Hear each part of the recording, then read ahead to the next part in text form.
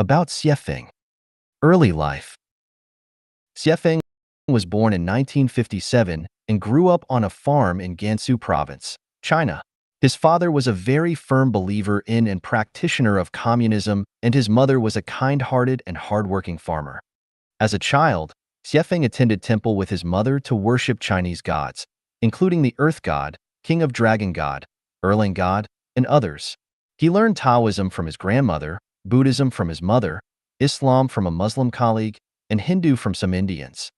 Xiefeng spent his early years in China and had various occupations including being a technician, an English teacher, and a statistics officer. A state company sent him to work as an interpreter in Zimbabwe during the 1990s. Before founding Life Genuine, Xiefeng was self-employed and had several shops plus a restaurant in Harare, the capital and largest city in Zimbabwe. Spiritual awakening.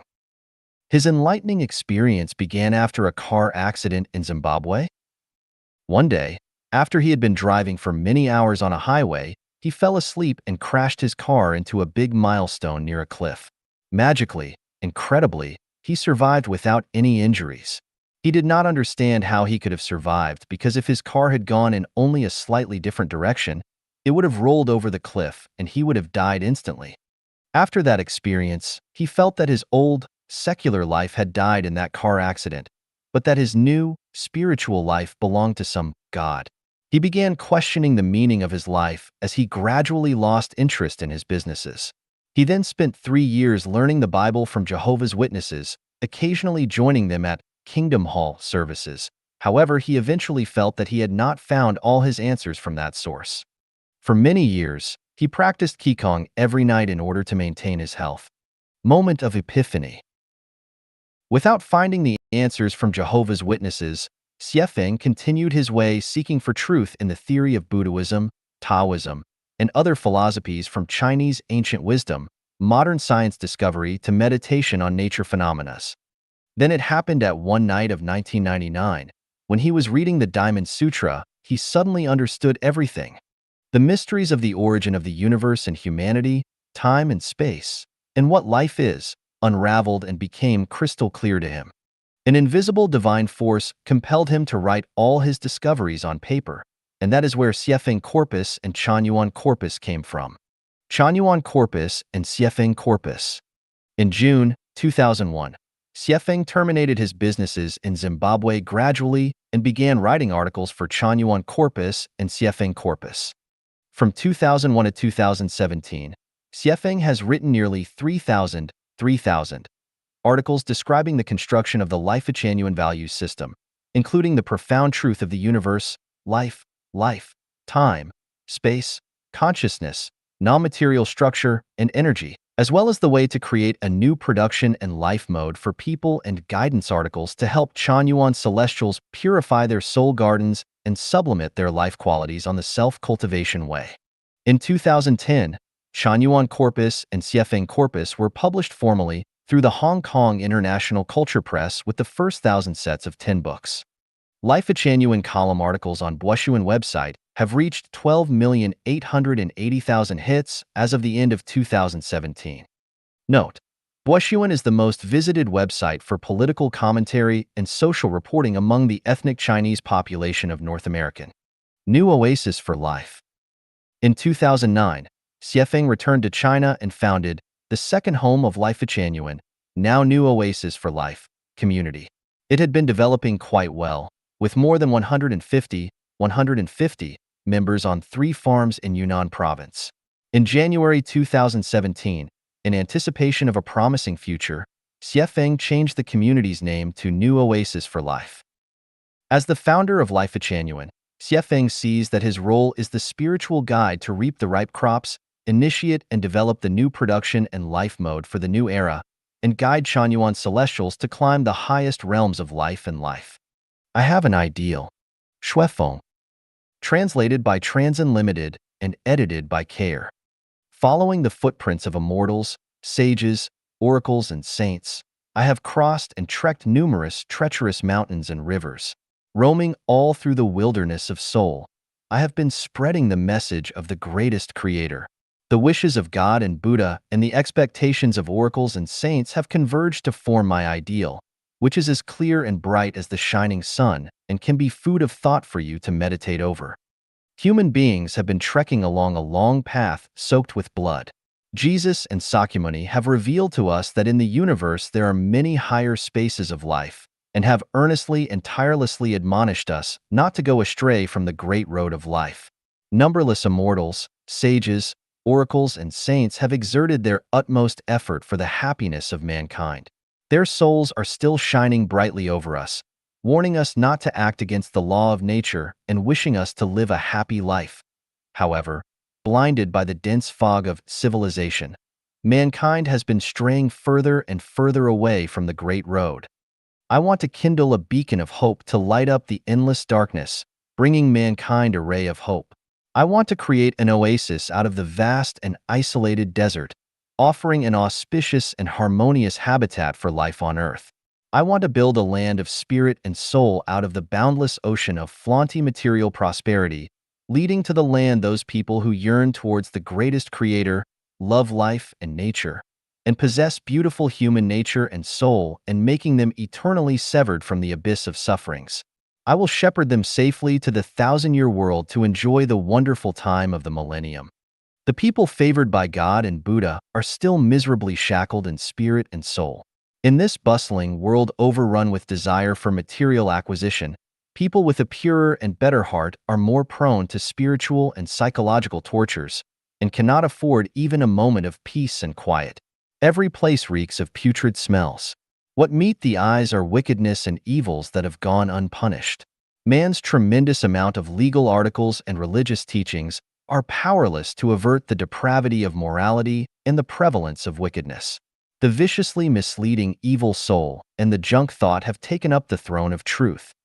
Despotism has not only caused the loss of personal and spiritual freedom for the governed, but also has caused the governing class to be trapped in the quagmire of desperation, without any hope to obtain the true freedom of life. I want to tell people that the plight of mankind doesn't lie in the material aspect but in the spiritual aspect. The wasteland of spirit and soul is the real source of human suffering. Seeking the homestead for spirit and soul is an urgency for mankind. The blind pursuit of material acquisition is only analogous to quenching one's thirst with poisoned wine or stopping water from boiling by scooping it up and pouring it back. Thus, such acts will cause the ruin of not only the earth, but mankind itself. An era is a demoniac era if the dignity of a person is determined by the amount of money he has earned and the social position he has attained, and if the value of man is not measured by his moral character and good deeds. A society is an evil society if it allows its subjects to become upstart through speculation and plundering instead of getting rich with honest and diligent labor. A government is a despotic and satanic government if it spares no effort to force out new thinking, attempting to lock people in an ignorant and barbarian and savage world. A nation will be one void of wisdom and oriented toward insanity and destruction if it does not advocate dedication and love, but blindly instigates its people to use violence. Man's worry originates partly from ignorance and partly from selfishness. Because of ignorance, we have invited demons in but shut the door against God and Buddha.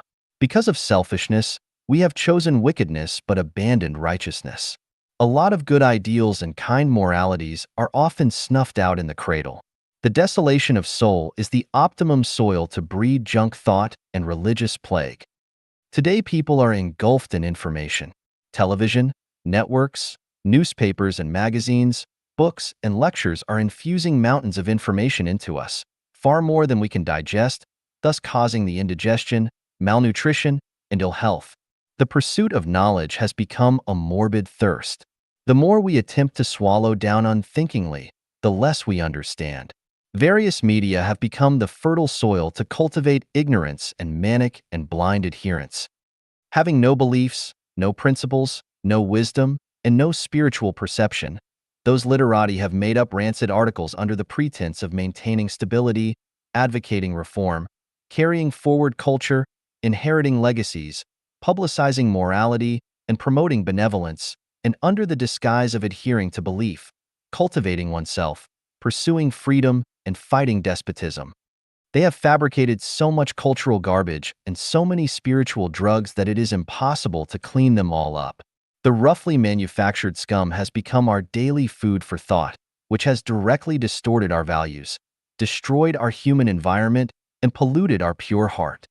Having no beliefs, no principles, no wisdom, and no spiritual sense, those literati hangmen worship those rancid articles as classics under the pretense of maintaining stability, advocating reform, carrying forward culture, inheriting legacies, publicizing morality, and promoting benevolence, and under the disguise of adhering to belief, cultivating oneself, pursuing freedom, and fighting despotism. As for those works of wisdom, which shine resplendently with thought, they look down upon them as heresies and wielded their cultural butcher knife toward them without hesitation. The Chinese people. On the one hand, you have been heaving sighs that China has become a land deserted by the greatest creator. But have you, on the other hand, acquired the broadness of mind to include great wisdom? Can you recognize it when great wisdom really descends from heaven? I have an ideal that the greatest creator may enter China and the human world, that Christianity and Buddhism may regain their prevalence here, and that humanity may be restored on the beautiful land. When conspiracy and tricks prevail over truth, justice is taunted, enthusiasm meets with contempt, reverence for the greatest creator is regarded as ridiculous, oppression and bully are viewed as inviolable power, the hoodwinked masses are meanwhile branded as ignorant, freedom is slandered, life is trampled, right and wrong are reversed, black and white are confused, and good and evil people mix together. Then in such situations we have no choice but to search the source of life. Only in this way can we pierce through the indistinct murk and see the light. Only in this way can we steady the steer in the turbid and turbulent waves and ultimately reach the ocean of life. In this unusual time of superficial prosperity, when actually crises are lurking everywhere, we are not yet in the position to sing praises of the virtue or merits. At a time when the journey is rough and treacherous, flattery and conservativeness cannot salvage us. Now it is not yet the time when the bank of injustice has gone bankrupt completely. Any non-action and dawdling will only speed up the approach of doomsday.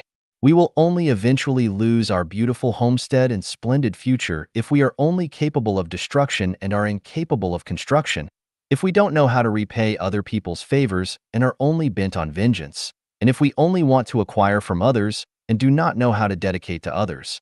For many centuries, man's blind behaviors have dug out an abyss, which can engulf us at any moment and thus should be filled up. The sooner it is leveled up, the better it would be. Reverence for the greatest creator and adherence to his road is our only hope, because only in front of the greatest creator can we have equal human dignity.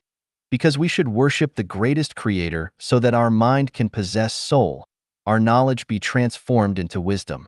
And only in this way can we understand the meaning of life and embark on the great road of life. You may lock yourself up in the ivory tower, lose yourself in the piles of broken papers, and engross yourself in the so-called academic research, thus placing yourself outside the social issues. In so doing, you seem to have entered a serene heaven. However, can you expect any egg to remain intact if the nest is overturned? Poke your head inside a cave, leaving your hindquarter exposed and fancying that what is not seen does not exist. Can you derive from your research any great achievements that may do any good to humankind? The unrealistic teaching or truth that blindly preaches pursuit of happiness of future life is absurd and wicked. A person always wearing a smile is relentless at heart. A person always with tears is cruel at heart. Children are suffering starvation and cannot afford education. The poverty-stricken have no money to treat their diseases. However, we are manufacturing various kinds of luxury products and building one after another lifeless skyscrapers. Isn't this a mockery and blasphemy against life?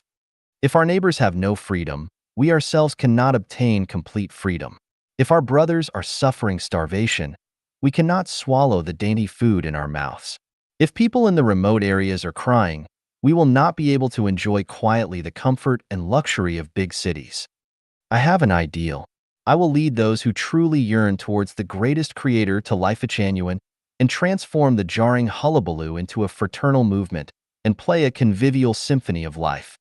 I firmly believe that mankind can certainly walk out of the dark canyon and the wasteland of spirit and enter an unprecedentedly beautiful field. I firmly believe that soul will prevail over flesh, and that people will eventually obtain the freedom of body and mind and the serenity of life. This is not a golden fantasy for the remote future. The majestic tides are surging with mighty momentum. Among their broad bosoms are contained colorful gems that can decorate man's life and make it more noble and beautiful. When the unexpected supernatural incident comes, the mysterious power shall strike people's heartstrings, the vast fields will take on the splendid coating, the polluted rivers will become clear and pure again, the turbid sky will be changed into expanses of colorful clouds, and the free rhythm will reverberate in each inch of the land. Eternal virtue remains with Jesus Christ. Supreme wisdom is ascribed to Sakyamuni. Eternal glory belongs to the greatest creator. Life's wisdom. Seitsuola. Who is wrong? Xiefeng. Edited by Kair. No one in the world is wrong. Everyone is right. If we think that everything in the world is right, that proves that we are right. If we think that everything in the world is wrong, that proves that we are wrong. No one is wrong. It is you who are wrong. Mice burrow. Are they wrong? The mice think they are right, but that mankind is wrong. Cats catch mice. Are they wrong? The cats are not wrong, because they believe that what they do is perfectly justified. Wolves eat meat. Sheep eat grass. Who is right and who is wrong? All are right. If we think it is not right, that means our understanding of things is not right. Some believe in Christianity, some believe in Buddhism, some believe in Marxism. Who is right and who is wrong? All are right. If we think that some beliefs are wrong, that proves our understanding has a problem. Some like money, some like beauty, some prefer to be alone, some like to fight. Who is right and who is wrong? All are right. If we think they are wrong, that only proves that we are wrong. Some are addicted to be the police. Some are fascinated to be thieves. Is anybody wrong? Nobody is wrong. Are lazy people wrong? Are hard-working people right? We are not the ones to say who is right and who is wrong. We can only say what is right for our very selves. Is the arrangement of heaven wrong? No. If you think heaven's arrangement is wrong, it is because we ourselves are wrong. It is only we who are wrong. We have no one and nothing to blame, not heaven, not the earth, not society, and not others. 10,000 dharmas are mere consciousness. Reality is created by mind. Whether the structure of the water molecule is beautiful or ugly depends completely on our attitude towards it. Are you sick? Do not resent society and others. It is your own fault. Are you in poverty? Do not resent society and others. It is your own fault. Do you have a troubled mind? Do not blame society and others. It is your own fault. Is the greatest creator dead? The greatest creator is not dead. It is you who are dead. Is Buddha not compassionate? Buddha is very compassionate. It is you who are not. In this view, wars, plagues, earthquakes, floods, and fires are not wrong. It is we who are wrong. In this view, burning and looting, embezzlement and theft, bribery and rampant mafia-style activities are not wrong. It is we who are wrong. The reality that we think is not reality, but rather a reflection of our subjective consciousness. It is our subjective consciousness that creates our reality in our minds. Quantum mechanics tells us that the existence form of the thing is closely related to the observer. That is to say, the thing being observed is the result of the observer. The action of the being observed depends on the observer's state of mind. For the same man, Xiefeng, some see him as the messenger of the greatest creator and the incarnation of gods and Buddha. Some see him as a witch and a madman, a fake preacher in the cloak of the greatest creator. Some see him as a friend and a second half. Some see him as a street shrew. Some see him as a saint. Some see him as an erotomaniac. After all, what he is depends on the cognitive way and the mentality of the observer. This further indicates that only when you have gods and Buddha in your mind can you see gods and Buddha, and only when you have devils in your mind can you see devils. Beauty is in the eye of the beholder. The devil is in the eye of the enemy. This is in line with the conclusions of the quantum mechanics. Tao learners are to change themselves, rather than change others or society. If you do not change yourself, society and people will never change. If you change yourself, society and others will change accordingly. Similarly, if you want to enjoy a better environment, you must first have a beautiful soul.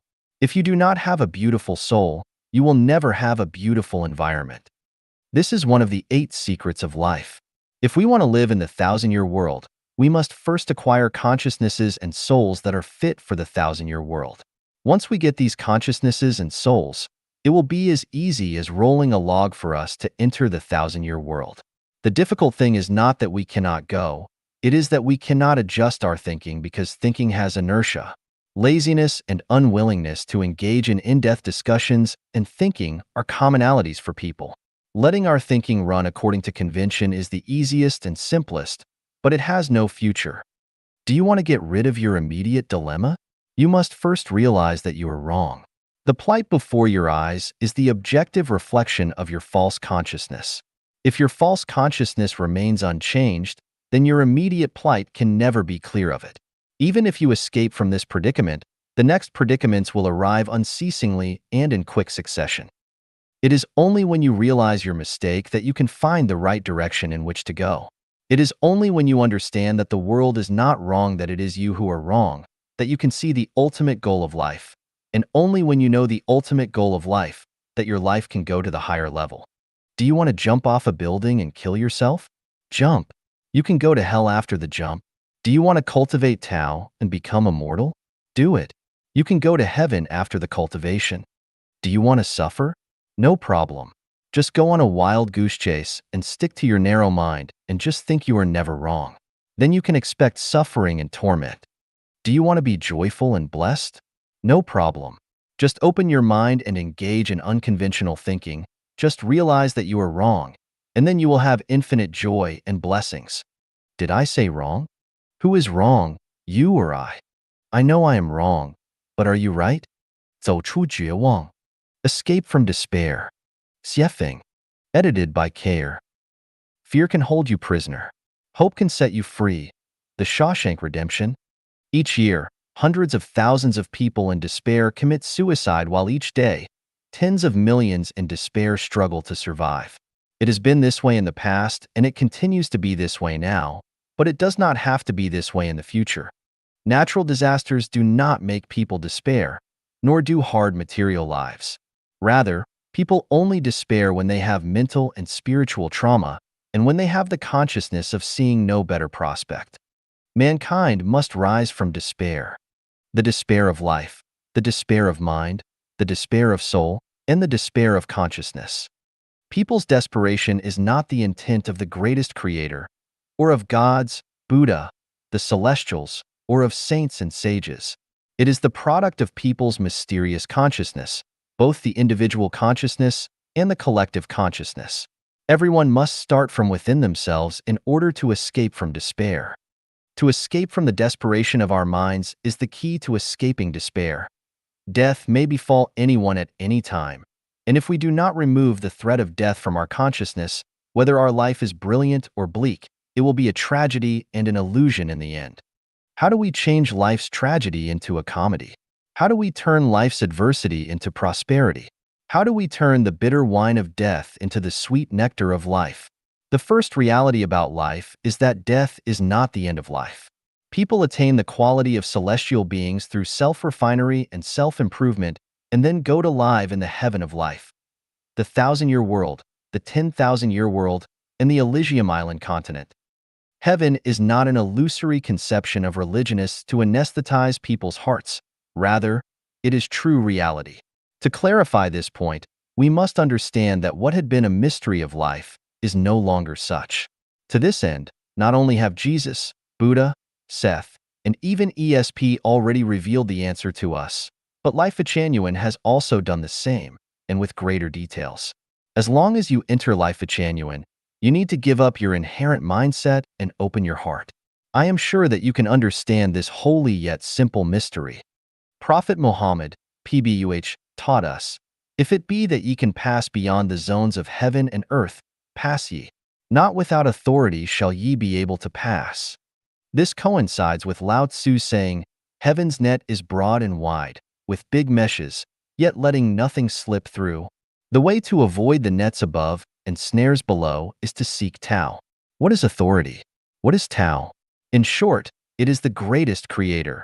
So revering and worshiping the greatest creator is the greatest commandment of life. As we walk through the mist of death, we will see a new world. When we understand the real existence of heaven and when we are informed of the way to heaven, the bitters and sweets of life will turn into nectars, and we will be able to stride to the next station with neither adversities nor hardships, but rather with confidence, ease, and calmness. To escape from the despair of our souls, we must understand the non-material world, because if we do not, then our souls will remain dark. Not only will we not view the scenes of heaven, but we will not even see the glow of its dawn. We must carefully savor the words of Jesus and those of Sakyamuni. They never spoke falsehoods or told lies. Everything they spoke is true, and each sentence is a rung on the ladder to heaven. We must escape from our mental despair. We must practice unconventional thinking, because anything believed to be impossible through conventional thinking is possible through unconventional thinking and with fewer complications. We must understand the secrets of the Noble Eightfold Path of thinking and break from the shackles that traditional thoughts impose upon us. We must take efforts to see the distant views and the prospects, and we must trek unswervingly to the highest realm of life. To free ourselves from the despair of life, we must establish the correct worldview and outlook on life. To this point, we should learn from Prophet Muhammad, PBUH, from Mao Zedong, from Avalokitesvara, and from Ksitigarbha Bodhisattva. We must release our personal interests and wear the shoes of the suffering people in our hearts. We must dedicate our lives to the people, society, and nature that nurtured us. To free ourselves from the desperation of life, we must take the great way, not the small trail. Becoming celebrities, heroes, officials, or simply wealthy is not the great way of life. To overthrow a regime, damage a harmonious society, suppress a religion or political party, form an armed social group, and so on would not welcome in the great way of life either. To earn a doctoral scholarship or professorship title, to cultivate special magic powers and arts, to practice witchcraft and sorcery, to read people's fortunes through the black art of divination, or to conjure gods and dispatch ghosts are not the great way of life. To embezzle and breach one's duties, to form cliques and factions, engage in malpractice for selfish ends, or to do anything by hook or crook does not support the great way of life. On the contrary, they are the evil way of life. What we do must be fair and square, but never done underhandedly. The Lord is everywhere, and nothing you do remains unknown forever. We must lead honorable and upright lives, not do things clandestinely, not learn tricks to conspire, and never say anything to curse or blaspheme your ancestors. The great way of life should be like this. Revere the greatest creator, revere nature, revere the gods and Buddha, honor your parents, respect the prophets, saints and masters, respect national leaders, be law-abiding, do unto others as you would have others do unto you. Respect the old and love the young, be honest, industrious, kind, and do not take anything from others for nothing. Do not take advantages of others, the state, or nature, and try to be an ordinary, simple, and happy person. Life genuine is the final course for mankind. Heaven has its Tao, earth has its Tao, and people have their Tao. As long as we follow humane Tao, we will attain immortal Tao. As long as we enter life genuine to learn, understand, and comprehend with open minds, we will discard our despair, enter the life genuine era, and eventually enter the Elysium world of heaven. Deny despair, refuse despair, and abandon despair. Let us join hands, love and help each other, and march towards the field of hope. 无悔人生. A life without regrets. Xiefeng. Edited by Care. There are countless paths of life, but few of them are without regrets. From imperial families to those in poverty, and from highbrow dignitaries with imperial notions to the masses who follow pop culture, few people can say when they leave the mortal world, "I regret nothing in my life." Regrets are part of life.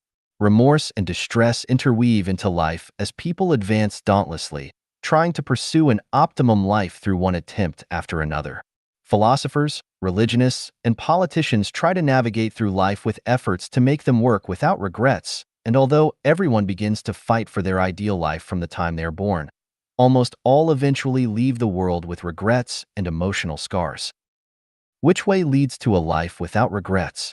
In the early 1980s, I wrote a letter to a friend in which I listed three main pursuits in life: health, wealth, and freedom.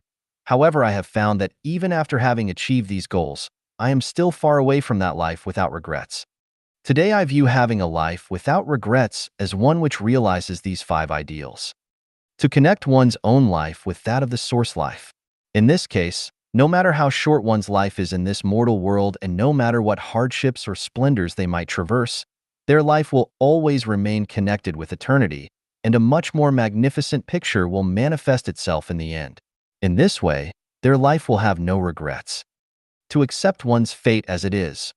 Whether one is a blade of grass or a peony, a robust eagle daunting through the sky, or an agile swallow flying over fields and under eaves, whether they are born handsome and beautiful or plain and ordinary, whether they are highly gifted or severely challenged, and whether they are born into a humble house in a remote village or into the imperial palace in the capital, they can all appreciate the sun and moon, rivers and mountains, the rosy dawn and sunset's glow, the wind and frost, and the rain and snow. As long as they have hearts like this, they will feel grateful and not complain about the Tao of heaven being unfair. This too is the way to lead a life without regrets.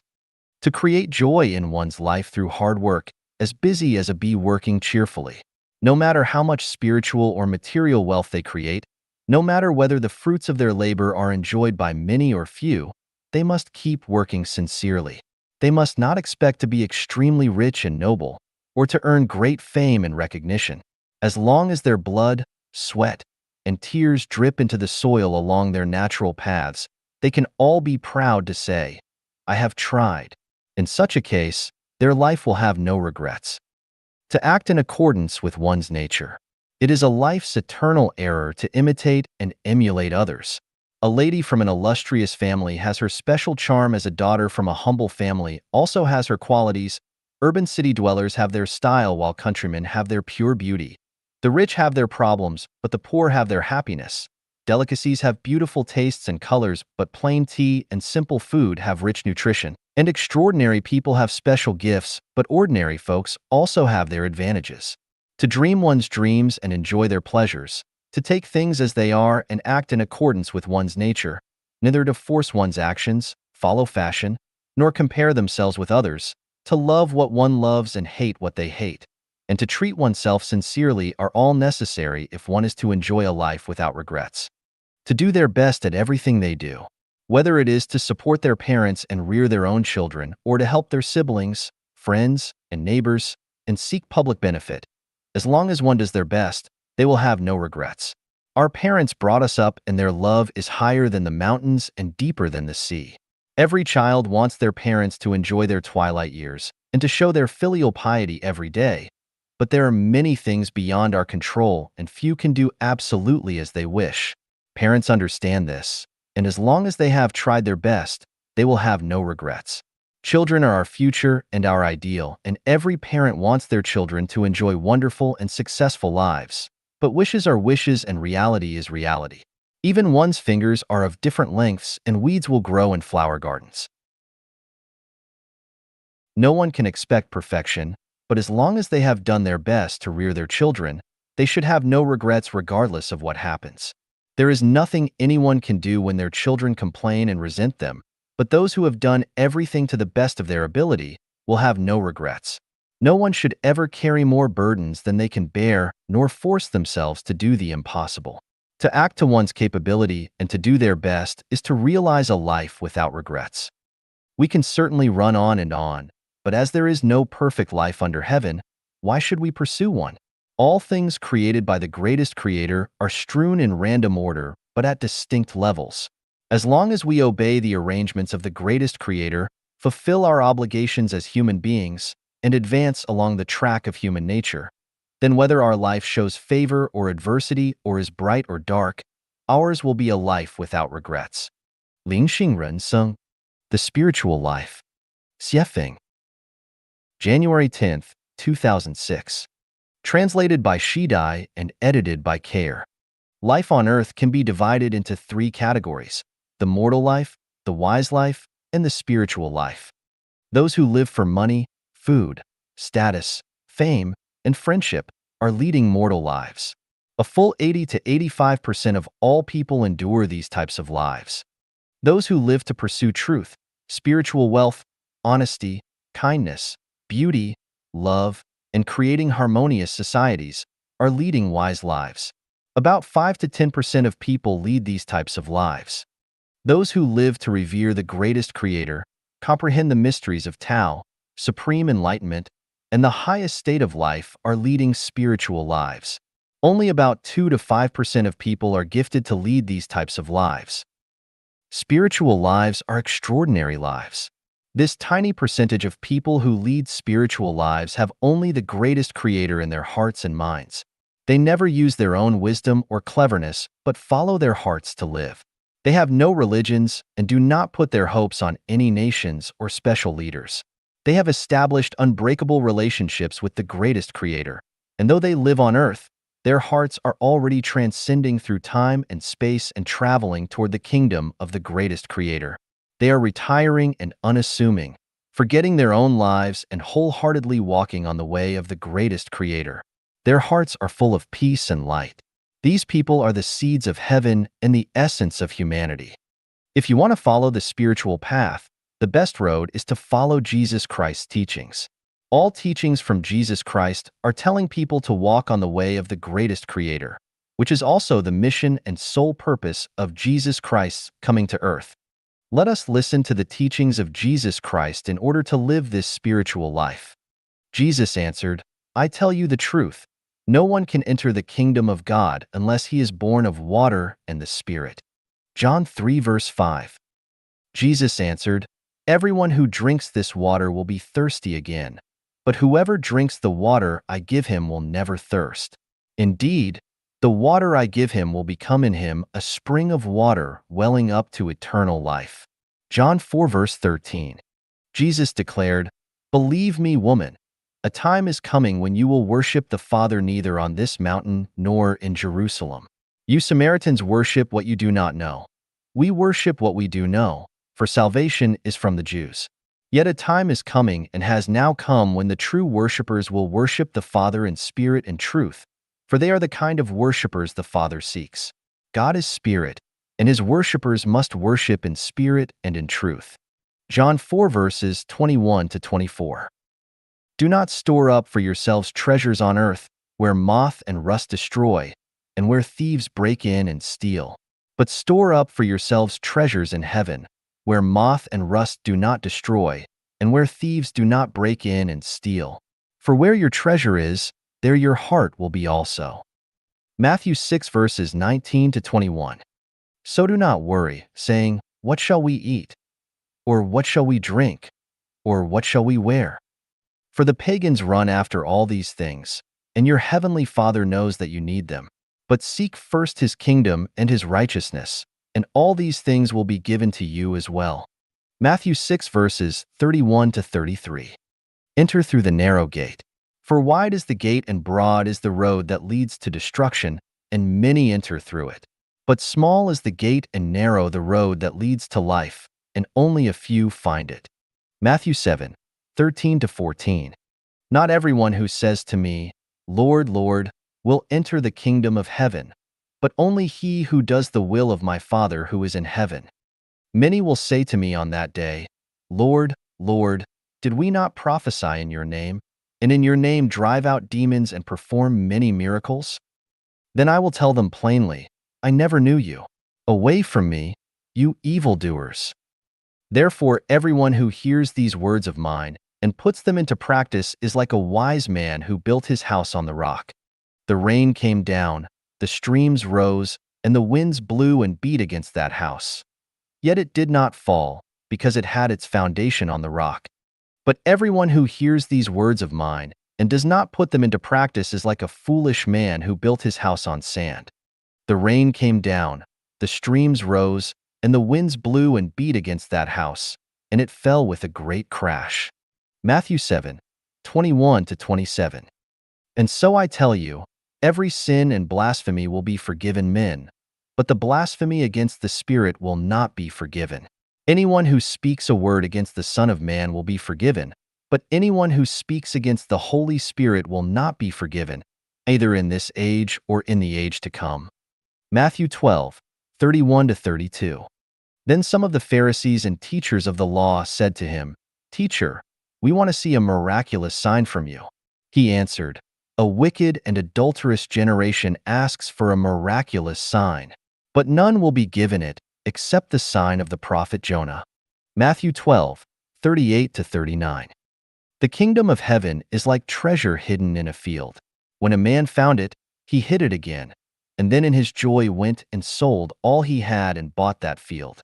Again, the kingdom of heaven is like a merchant looking for fine pearls. When he found one of great value, he went away and sold everything he had and bought it. Matthew 13:44-46. Then Jesus said to the centurion, "Go, it will be done just as you believed it would." Matthew 8:13. Because of the increase of wickedness, the love of most will grow cold, but he who stands firm to the end will be saved. John 24:12-13. Anyone who loves his father or mother more than me is not worthy of me. Anyone who loves his son or daughter more than me is not worthy of me. And anyone who does not take his cross and follow me is not worthy of me. Whoever finds his life will lose it, and whoever loses his life for my sake will find it. John 10:37-39. Then Jesus declared, "I am the bread of life. He who comes to me will never go hungry, and he who believes in me will never be thirsty. But as I told you, you have seen me, and still you do not believe. All that the Father gives me will come to me, and whoever comes to me I will never drive away. For I have come down from heaven, not to do my will, but to do the will of him who sent me." John 6:35-38. "Stop grumbling among yourselves," Jesus answered. "No one can come to me unless the Father who sent me draws him, and I will raise him up at the last day. It is written in the prophets, they will all be taught by God. Everyone who listens to the Father and learns from him comes to me." John 6:43-45. He went on to say, "This is why I told you that no one can come to me unless the Father has enabled him." John 6:65. "But what about you?" he asked. "Who do you say I am?" Simon Peter answered, "You are the Christ, the Son of the living God." Jesus replied, "Blessed are you, Simon, son of Jonah, for this was not revealed to you by man, but by my Father in heaven." John 16:15-17. He replied, "Because you have so little faith. I tell you the truth, if you have faith as small as a mustard seed, you can say to this mountain, 'Move from here to there,' and it will move. Nothing will be impossible for you." Matthew 17:20. He called a little child and had him stand among them. And he said, "I tell you the truth, unless you change and become like little children, you will never enter the kingdom of heaven." Matthew 18:2-3. Again, I tell you that if two of you on earth agree about anything you ask for, it will be done for you by my Father in heaven. For where 2 or 3 come together in my name, there am I with them. Matthew 18:19-20. He said to another man, "Follow me." But the man replied, "Lord, first let me go and bury my father." Jesus said to him, "Let the dead bury their own dead, but you go and proclaim the kingdom of God." Still another said, "I will follow you, Lord, but first let me go back and say goodbye to my family." Jesus replied, "No one who puts his hand to the plow and looks back is fit for service in the kingdom of God. Luke 9:59-62. Jesus answered, "My teaching is not my own. It comes from him who sent me. If anyone chooses to do God's will, he will find out whether my teaching comes from God or whether I speak on my own. He who speaks on his own does so to gain honor for himself, but he who works for the honor of the one who sent him is a man of truth. There is nothing false about him." John 7 verses 16-18. We shall try our best to enter through the narrow gate, and live spiritual lives by following the teachings of Jesus Christ to walk on the way of the greatest creator. No one's teachings are more comprehensive, profound, and authentic than those of Jesus Christ. Therefore, Jesus is the Christ, the door to eternal life. It is only by entering through this door, and we do not need any other methods to self-improve or self-refine, that we might arrive in the kingdom of the greatest creator, the Elysium world. 人生的三大财富, the three great treasures of life. Xiefeng. July 24, 2006. Translated by Transin and edited by Care. People accumulate and process three types of treasures of wealth during their lifetimes. They are defined as immaterial wealth. This is the physical material to sustain human bodies, represented by forms of money, such as currency, precious metals, jewelry, real estate, vehicles, food, household appliances, clothing, and any other physical properties. Spiritual wealth.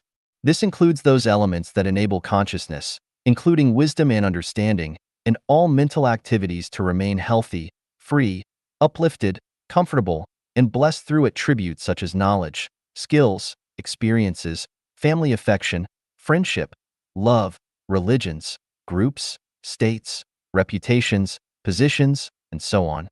Soul wealth. This is the intangible energy and information that can make the quality of life elevate and the non-material structure of life evolve to the perfect system, such as the psychic energy of the greatest creator, the running program of Tao, the revelation of gods, the teachings of Buddha, the cultivation of celestial beings, inspiration, spiritual perception, and so on. The three great treasures above complement each other and are integral to each other. With no material wealth, we cannot have the foundation to make a living. We will either die or become beggars and parasites.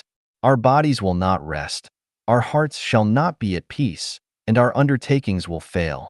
We will be starving and impoverished, and so we must create and get material wealth by relying on our intelligence and hard work. However, those with only material wealth and no spiritual or soul wealth are lacking and tend to commit crime, suicide, and abuse life and nature. Without spiritual wealth, we would be a constantly moving animal who lives by instinct.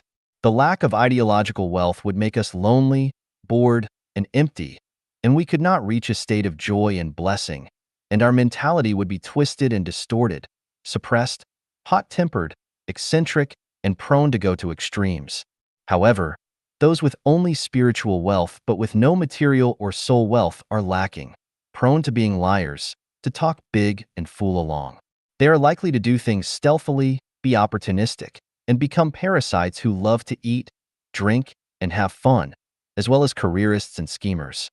But without soul wealth, we would never know the meaning and value of life and the purposes of human life.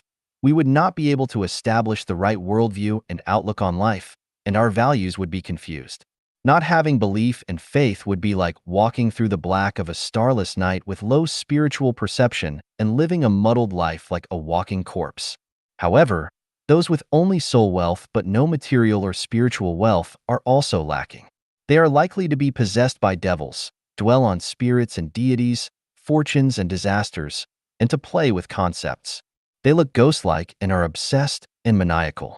They tend to defile the names of the greatest creator, gods, Buddha, and celestial beings, to poison and bewitch people's hearts, to bring harm to society, and to deviate from humanity and from nature. Earth, water, air, and fire mutually reinforce and neutralize each other. Symmetric balance is blessing. If you ignore any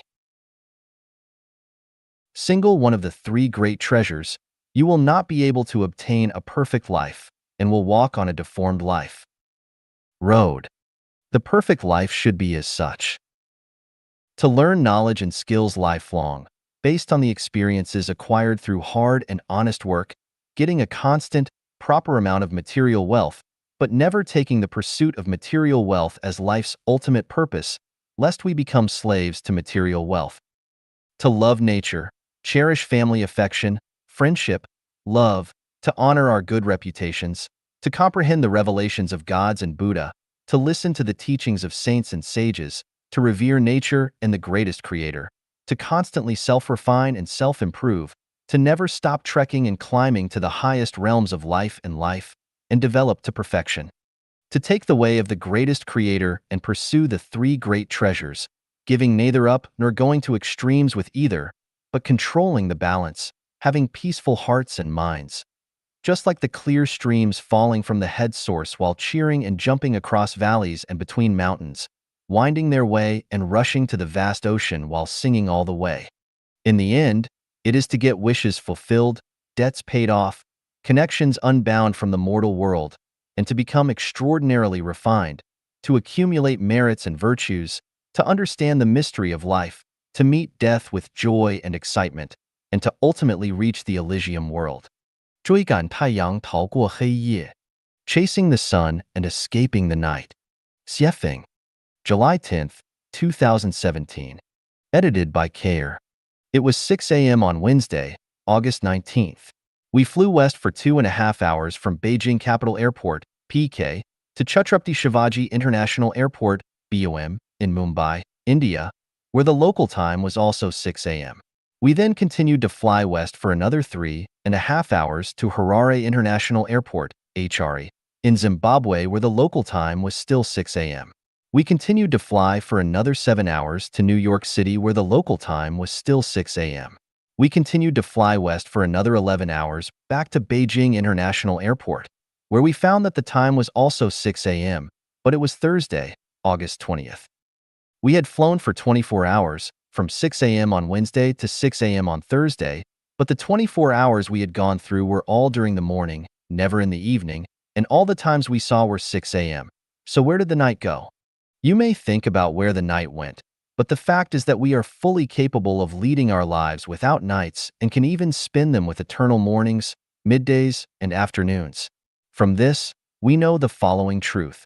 As long as we chase the light, we can escape the darkness. This is an indisputable fact, but is everything like this? Things can be very smooth when we actively seek sincerity, kindness, beauty, and love, but misfortune will befall us when we fail to actively pursue them, just as we would encounter the night if we did not remain on westbound jet planes. A girl who finds a sugar daddy may escape from poverty for a brief period of time, and a boy who follows an emperor may escape disaster. When our fathers want to punish us, but we coax them and make them happy in some way, their desire to punish us will diminish.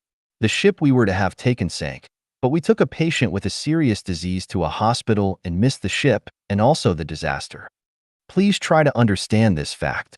If we chase the light, we can escape the darkness.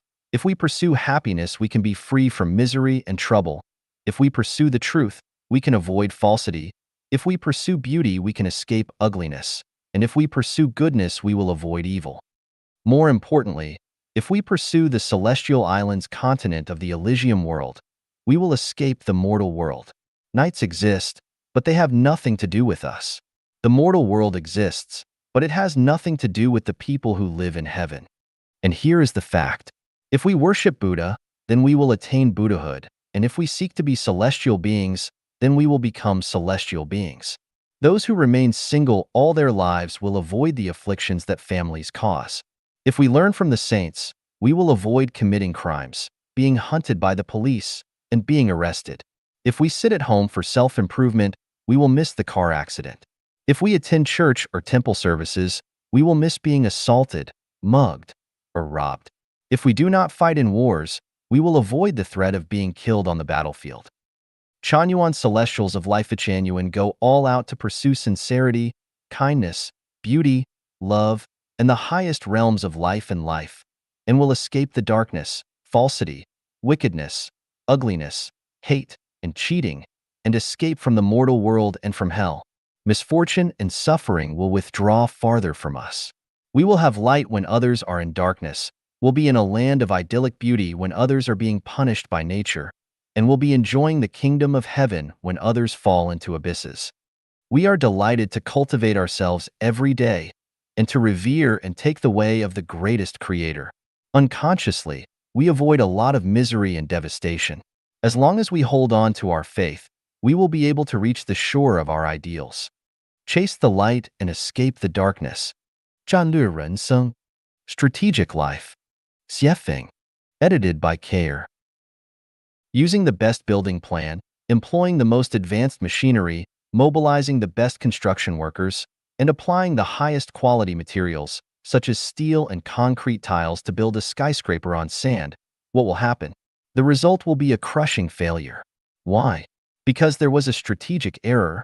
You cannot build a high-rise building on sand, and even if you could and did, a single breeze would collapse it. If it is strategically wrong, any tactical success is equal to zero. As in the example above, the building plan, the advanced machinery, the excellent construction workers, the high-quality materials, and other tactical successes will ultimately have zero value because of the strategic mistake. Strategies are overall planning and designs. Tactics are specific measures to achieve them. If the strategy is wrong, then even the best tactics are ultimately hopeless efforts. Sun Tzu's The Art of War includes strategies and tactics. Life also includes both. The so-called strategic life must grasp and operate life from the macro perspective, or life must first have the right ideal with the right directions and goals. Otherwise, no matter how diligent you are, how hard you try in your lifetime, you will end up fruitless. I once drilled a well in a remote village in the Binga area of Matabeleland in the North Province of Zimbabwe.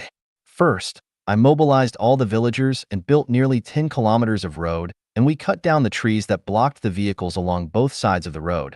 Then trucks loaded with the drill and other materials and workers entered the construction site in a formidable array. Hundreds of villagers cheered like thunder and supported us with great enthusiasm. After 2 days of drilling down to a depth of 90 meters, not a single drop of water had been found. The drilling failed. After having taken so much labor and having invested so much money, the result in the end was zero. Why was that? The reason lies not in tactics, but in strategy. In other words, the drilling point designated by the geologic and hydrographic staff was dry. In a spot with no water, no matter how many human and financial resources you invest, or how excellent the drilling experts you have mobilized are, you will never drill out water. While taking a course in marketing, an American professor told us the story of an American shoe factory that wanted to set up a branch in Africa. So they sent 2 market researchers to Africa to make a survey of the shoe market.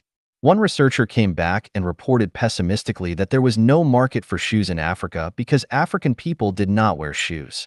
Another researcher came back and reported optimistically that a huge market for shoes existed in Africa because none of the African people were wearing shoes. In this situation, what should the American shoe factory have done? This leads to the strategic issue. If the strategy is correct, then there will eventually be huge profits. But if the strategy is wrong, it will drag the shoe factory down. Most African women do not wear socks, and if someone were to import a container of socks to sell in Africa, he or she would be making a strategic mistake. Recently, I found a pinch of black slags on the white floor tiles in my bathroom. The situation remained the same the next day, even though the gardener cleaned it every day. Today, I bent down and took a closer look. It turned out that dozens of tiny ants were making nests along the edge of the floor tiles against the wall. I felt very sad about this because those ants had made a strategic mistake. The bathroom is very clean, and having a food source would be a big problem. Would it not have been better if the nest had been built in the lawn or under the tree roots in the garden? It might be a good idea to build a gem processing factory in Siberia, Russia, but building a soy sauce factory would be a strategic mistake. Now let us come back to the strategic issues of life. The first strategic issue of life is to give play to your strengths and to do the things that you want to do. If a profession is not right for you, or if it does not make you feel comfortable, then do not force yourself to do it. You would be better off staying idle than forcing yourself to do it because this is a strategic issue. Once you make a strategic mistake, your whole life will be trapped into building castles on sand. Had the Nobel Peace Prize winner, Mother Teresa, not helped the helpless and lonely people, but rather studied radioactive elements like Marie Curie, she might not have accomplished anything at all. Likewise, if Chen Jingrun, who took the math crown pearl by solving the Goldbach conjecture, had been sent to manage the marketing department of an HR firm, it could have ended up in a complete mess. If a person is tone deaf, but wants to learn music or wants to be a singer, then they would be making a strategic mistake of life. I have a distant uncle. He became an apprentice to a carpenter at an early age. 3 years later, He could not even make a chair without help from his master. That is to say, my distant uncle had made a strategic mistake of life. He was not born with the material to be a carpenter. The second strategic issue of life is to comply with time. Sowing in spring, harvesting season in autumn is correct. If you want to act at times inverse of nature, you will be punished by the Tao of heaven. Those who suit their actions to the times are wise. Yiwu people of Zhejiang province, China are called the Jews of China because they have a shrewd business acumen. However, during the Cultural Revolution, they were often criticized as models of walking on the capitalist road, so their shrewd ability could not be played out. I knew a very talented man who remains in prison after more than 10 years because he was involved in a democracy movement. This was not a bad thing and it was totally above board. So why is he in prison? Because what he did was ill-timed.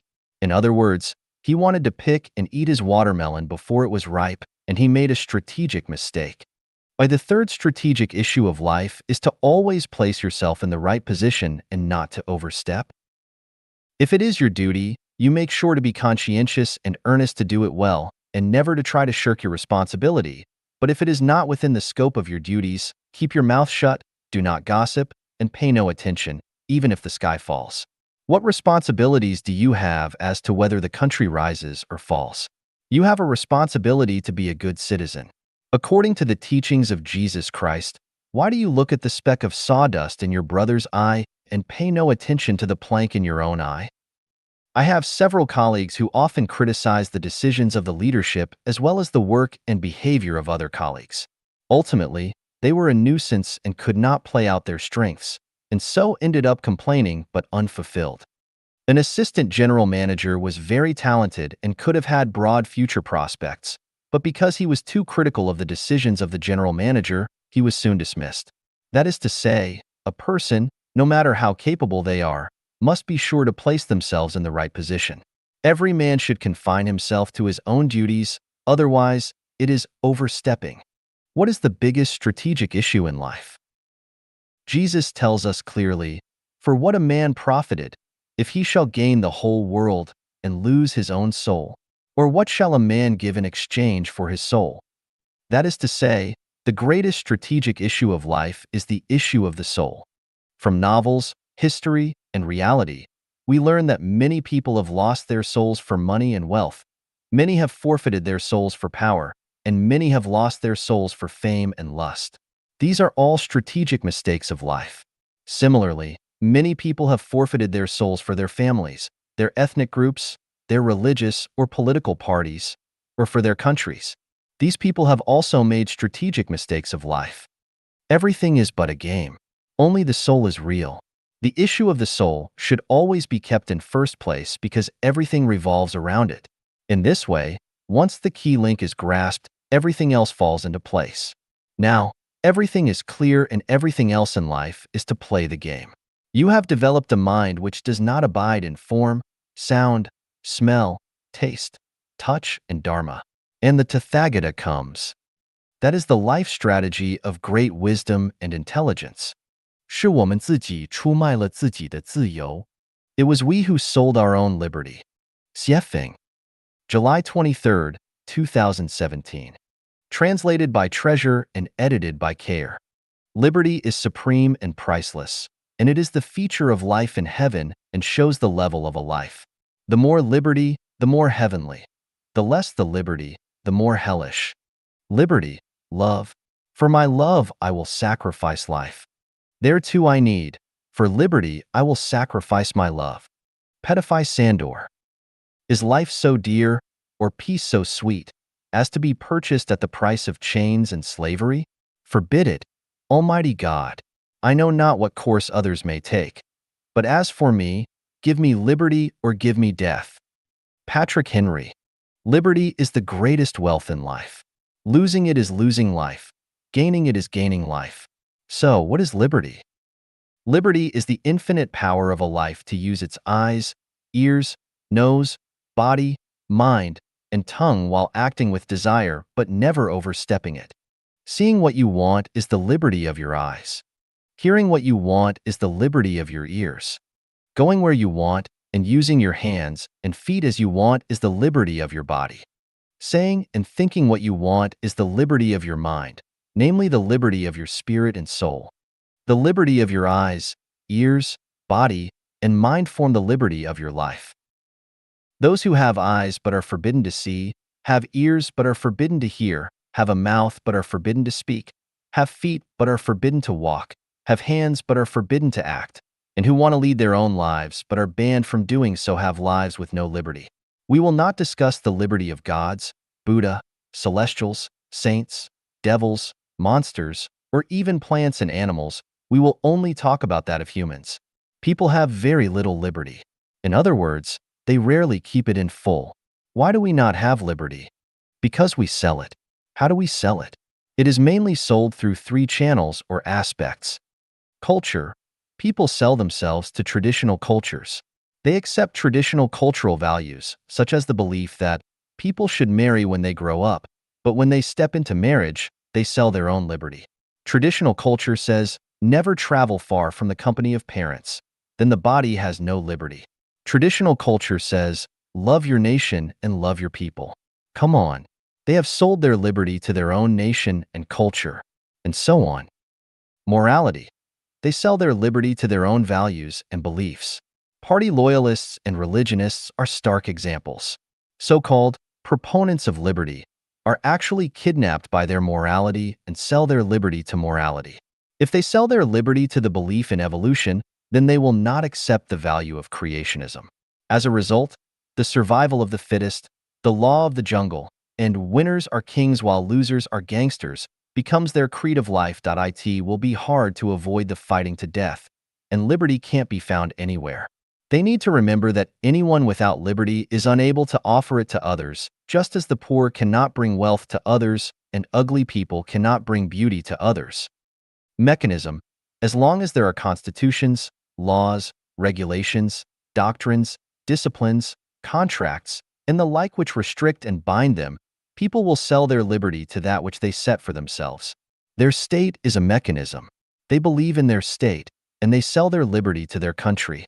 Marriage families are mechanisms, and as long as they consciously enter into marriage families, it is no doubt that people will sell their own liberty to the marriage family. A contract is a mechanism. When a contract is signed, liberty is sold to the contract. When we do not feel free today, we have to rethink that we have no liberty because we sold it. For that, it is as normal that we have no liberty as if we sell our house and then have nowhere to sleep. That is all our fault, and we have no excuse to complain to others. In addition to the three main channels to sell liberty listed above, we also have the following list of small channels through which it is sold. These include jealousy, blaming, comparing, fighting, killing, worry, fear, desire, money, power, fame, lust, and so on. As long as we are infected with any of these negative emotions or inner anxieties, or indulge in any desires, our liberty will be restricted or even lost.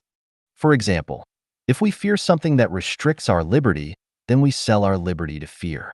When a country perpetrates a national terror policy and makes people live in fear from morning till night, then the people's liberty will be deprived completely, and they will have to live a life more like that of a dog than a human. Tracing back to the source, the country might not be bad, but the people have sold their liberty to fear. As more and more citizens of a country become willing to sell their liberty to fear, this terror policy becomes the perfect way for the state to control its people. The bondage of the individual is self-inflicted, and the slavery of all is caused by the collective. If one wants to enjoy liberty from such an environment, there is only one thing to do: escape. Where to go? To a free place.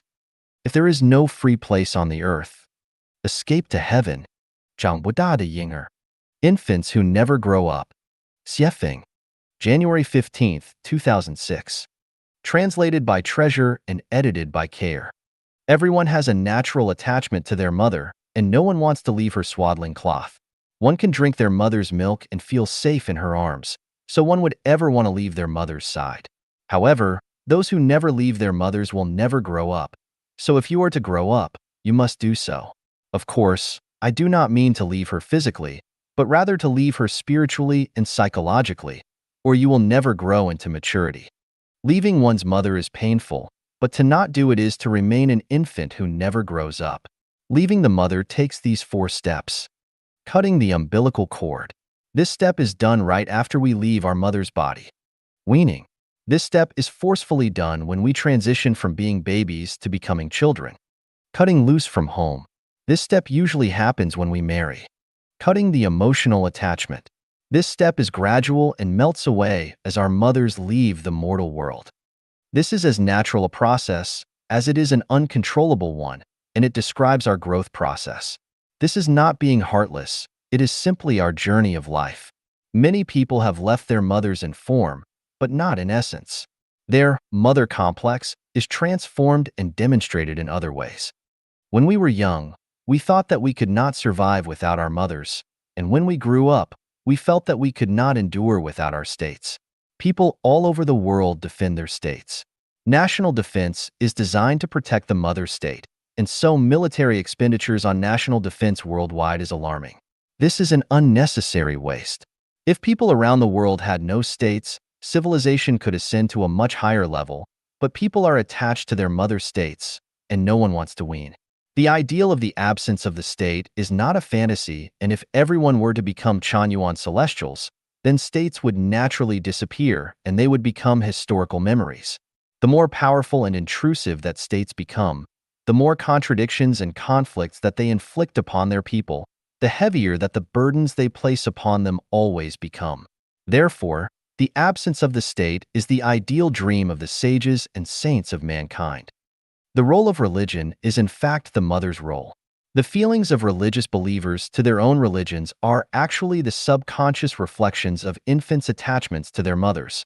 Pledging to protect their mother is an inherent nature contained within every person. The fanaticism of religious believers is the perfect manifestation of this inherent nature. The greatest creator is not in religion, and this is understood by every follower, so why do they still maintain their religions? Because their followers are unwilling to wean. Maintaining religions is actually a kind of natural complex of maintaining their mothers to infants who have never grown up. As long as we take a rational analysis, we can see that throughout history, much misery and many disasters have been the outgrowths of religions. Religions confused people's minds, paralyzed their instincts, created barriers and shackles to the full display of human nature, and diverted people from the great way and led them astray. If religions are everywhere, then our minds can never be at peace, and disputes will continue. Therefore, the absence of religion is the desired dream of the sages and saints of mankind. Political parties are also umbrellas playing the role of the mother. We have a saying, "Back to the arms of the party," which is the best footnote to the meaning of political parties. The reason that people join political parties is to be embraced by others so they can enjoy a steady flow of milk and a sense of safety. Claiming to be serving the people and the nation is but a cover. There are tens of thousands of political parties of various sizes worldwide, but their existence is a sign that people are still savage and ignorant. The power struggles between political parties have always flashed with knives and swords for life and death. Superficially, it is for democracy, but actually it is to inflate their mother complexes. To reach substantive purposes, they resort to various conspiracies in both light and shadow, adding endless suffering and problems to society. So, the absence of all political parties everywhere is the noble ideal of people climbing to the highest realm of life. The other organization, acting in the mother's role, is the family. It is said that the family is the cell of society, but these cells are inherently cancerous and everyone's life troubles and misfortunes stem mainly from them. It is the bane of selfishness, greed, and infinite lust, and if they are not destroyed, the vicious cycles that people endure will never end. Why do people want families? Because people need to get their milk and their sense of security from them. People are reluctant to grow up, and they all hope to cling to their mother's arms forever. States, religions, political parties, and families take on the roles of mothers, and as long as we still cling to them, we can only be described as infants who have never grown up. New era consciousness requires people to step out of infancy because those who cannot think outside the infant's crib have no road to heaven. Before the birth of life at Chanyuan, the existence of states, religions, political parties, and families was justified, but now their presence is irrational. Previously, we thought that those who sacrificed for their states, religions, political parties, and brought honors to their ancestors were great and respectable. Now, we know they are pathetic and are infants who have never grown up. 寻找自己的伊甸园 Looking for your own Garden of Eden. Xiefeng. December 1, 2007. Translated by Transin and edited by Care. Even tigers may be teased by dogs when they leave the remote mountains and come to lush and flat areas. Dragons can be duped by shrimp when they are in shallow water.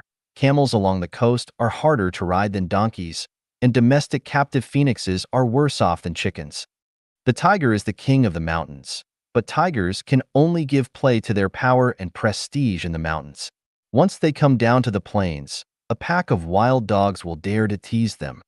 Dragon are lords of the abyss, but dragons can only summon wind and call for rain in the abyss. If they fall into shallow depressions or ponds, the little shrimp and small fish can dupe them. Camels can only demonstrate their most valuable qualities in deserts, but if one lives along the coast, it would be less useful than a donkey. Phoenixes can roar out songs and show their magnificence in the quiet of plane trees, but if they are unfortunate enough to be kept in cages with feathers falling and listless in form and spirit, then they are worse than chickens. These phenomena suggest such a truth, that all kinds of life can only give full play to themselves and demonstrate their most precious qualities and values when they live in the environments suited to their natures.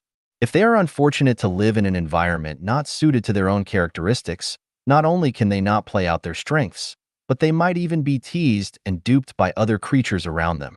I call the environment which best suits one's survival their Garden of Eden. Everyone has their own Garden of Eden, and it is only inside of it that they will live out their elegant demeanor. If you are away from your Garden of Eden, you will be frustrated and have difficult times and even be regarded as a waste or good for nothing by others around you. The white swan was unfortunate to live within flocks of chickens and ducks in the beginning, being laughed at and mocked by them, and was ridiculed as the ugly duckling. The genius painter, Vincent van Gogh, was spiritually enlightened, but had the misfortune to be living in a secular society, so he was unappreciated and taken advantage of all throughout his life and eventually died in poverty and with depression. Zhang Zia, the founding minister of the Zhou dynasty, went to do business, but ended up with losses rather than profits. Chen Jingrun, who took the crown pearl of the Goldbach conjecture, went to the market to buy vegetables and was ridiculed as being a bit silly. One who is kind should not be a commander. If you are kind and soft, then you should never lead an army into battle, for you would never become a general. One who is righteous should not engage in trade. If you have a strong sense of justice and are ready to help the weak, then you should never go into business, for you would never become wealthy. One who is honest should not enter into politics. If you like seeking out the truth from facts and adhering to the truth, then you should never enter politics, for you would never become a senior official. One who has a loving heart should not marry. If you have a loving heart, then you should never marry, for your love would be tied up and unable to shine with brilliance. One who has a noble soul should not mingle in the secular world. If you have a graceful heart, then you should never mingle in the secular world, for you would be regarded as silly and your beauty would go unappreciated. One who is unsophisticated should not engage in writing. If you are honest and simple, then you should never engage in writing, for your articles would not possess literary elegance and would likely invite scorn and ridicule. One of integrity should not engage in the art of war. If you advocate honesty and hate cheating, then you should never go into a war to confront others, for the art of war is full of tricks. Confronting others, whether civil or military, is all about tactics and tricks, so you would be doomed to lose. If you want to make your life happy, joyful, free, and blessed, if you want to play to your strengths and expertise, if you want to stand out and rank high, and if you want to climb to the highest realm of life and life, then you must find your own Garden of Eden. If you come from the 1,000-year world or the 10,000-year world of heaven, then you must not envy the world's high positions and great wealth and not waste your time trying to get your ideal life from the mortal world, because its soil is not suitable for you to grow in, bloom, and bear fruit. Your Garden of Eden is in heaven, not in the mortal world. Seek out those people who appreciate you, are nice to you, and who like you, but do not try to change anyone, especially those whose ideas and views are always against yours. A leopard cannot change its spots. One cannot change one's essential nature. To those people who have different frequencies of mind and consciousness, no matter how impressively you sing their praises, how you comfort them, how you attempt to persuade them, they will never appreciate your feelings or understand your intentions. Even if you open your heart to them, they will still be indifferent and persist in their old ways. When you find your Garden of Eden, you should cherish it. Never take for granted that you can do anything and give up your Garden of Eden.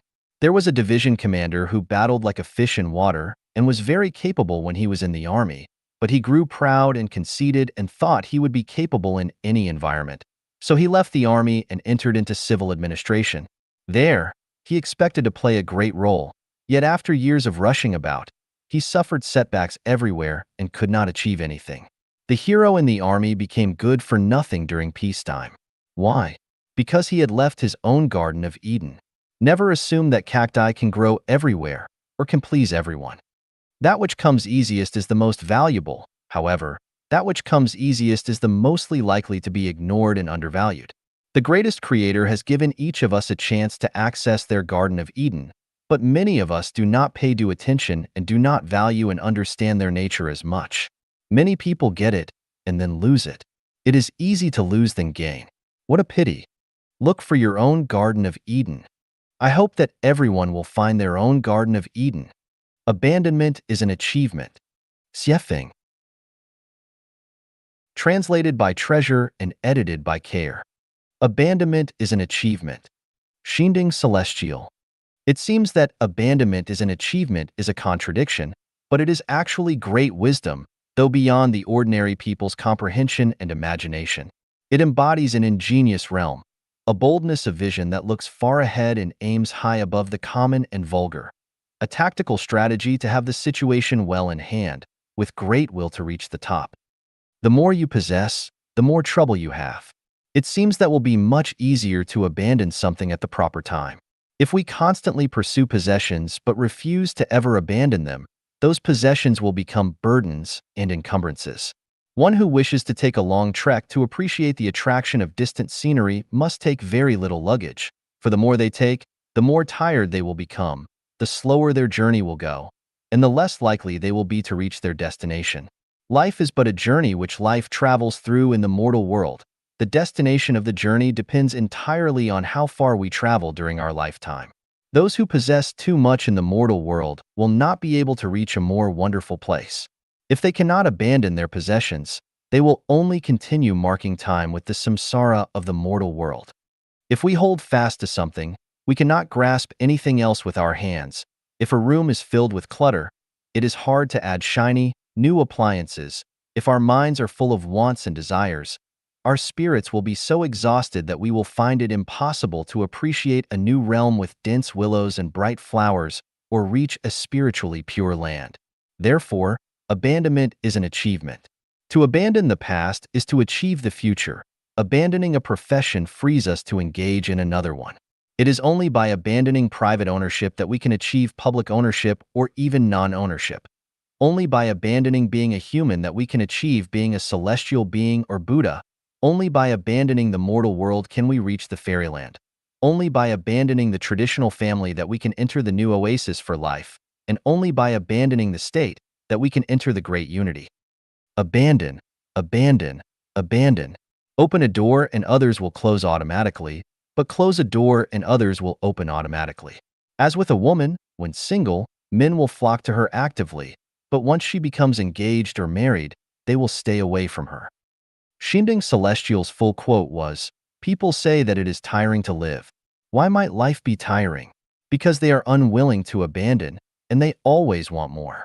Having obtained wealth, they still want reputation, fame, and status. Not realizing that the more they possess, the heavier their burden becomes, they will get more and more exhausted throughout their journey of life. Actually, abandonment is an achievement.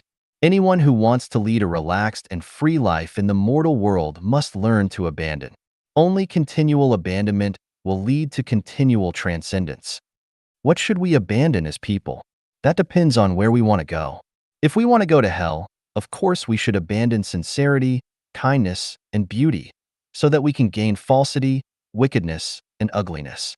Only by breaking through the moral bottom line can we revel in evil of every kind. Only by abandoning love can hatred sprout, grow, blossom, and bear spiritual fruit. Only by abandoning faith and honesty can we be petty men. Only by abandoning hope can we get despair. Only by abandoning sublimation can we ensure that we will continue the samsara in the mortal world, struggling in a boundless sea of bitterness. So, abandonment is achievement. Generally, my purpose is to lead mankind into the Life-Genuine era. To learn about the identifying brands of the Life-Genuine era, refer to my 800 values for New Era Human Being, which describes the Life-Genuine era with specific details. For individuals, I am here to guide people to the 1,000-year world, the 10,000-year world, and the Elysium Islands continent. For this, I need people to abandon states, religions, political parties, and family lives. Only by abandoning these 4 items can we achieve happy, joyous, free, and blessed lives which are characterized thusly. The talented will be put to good use, and the whole world will be one family. No one would pocket anything found on the ground, and doors are not bolted at night. To unify all thoughts and all beliefs into the greatest Creator's will, and all religions into one uniform belief system. Everything will be in complete harmony, and everyone will be happy. As for the individuals, people need to abandon these nine things: marriage, traditional families, states, religions, political parties, private ownership, outdated regulations, corrupt customs, and moralization that restrains human nature. The ways of God and Buddha, their egos. Abandonment is an achievement. Without abandoning marriage, it is impossible to achieve a state of being happy, joyful, free, and blessed. Without abandoning the traditional family, it is impossible to achieve the life of a celestial being. Without abandoning the state, it is impossible to achieve a realm of freedom. Without abandoning religions, it is impossible to achieve the freedom and purity of the soul. Without abandoning political parties, it is impossible to achieve peace and harmony. Without abandoning private ownership, it is impossible to achieve public ownership and experience the wonderful state of possess nothing and have everything. Without abandoning all the outdated regulations, corrupt customs, and moralization that restrain human nature, it is impossible to achieve natural, unrestrained, and elegant lives. Without abandoning the way of God and Buddha, it is impossible to achieve the way of the greatest Creator. Without abandoning the ego, it is impossible to achieve paradise, to free oneself from the trap, to walk out of the 36-8 diagram arrays, to escape the territory of the mortal world, and to free oneself from the 5 elements and out of the program of the realm of necessity. Then, it will be impossible to reach the celestial islands continent of the Elysium world and never experience the glorious blissful state of forgetting oneself to be completely relaxed and joyful. Abandonment is an achievement. Continuing to walk in the old steps and secluding oneself, sticking to stale ideas, and clinging to bygone values will eventually lead to decay, corruption, decadence, and make it impossible to achieve freshness, pleasance, relaxation, and freedom. Abandonment is a painful process. The more you possess and the longer you possess, the more difficult it becomes to abandon, and the more benefits you get from those possessions, the less willing you will be to abandon them. It is easy for ordinary people to abandon their state, but lawmakers would never do that willingly, for they are their state's embedded first beneficiaries.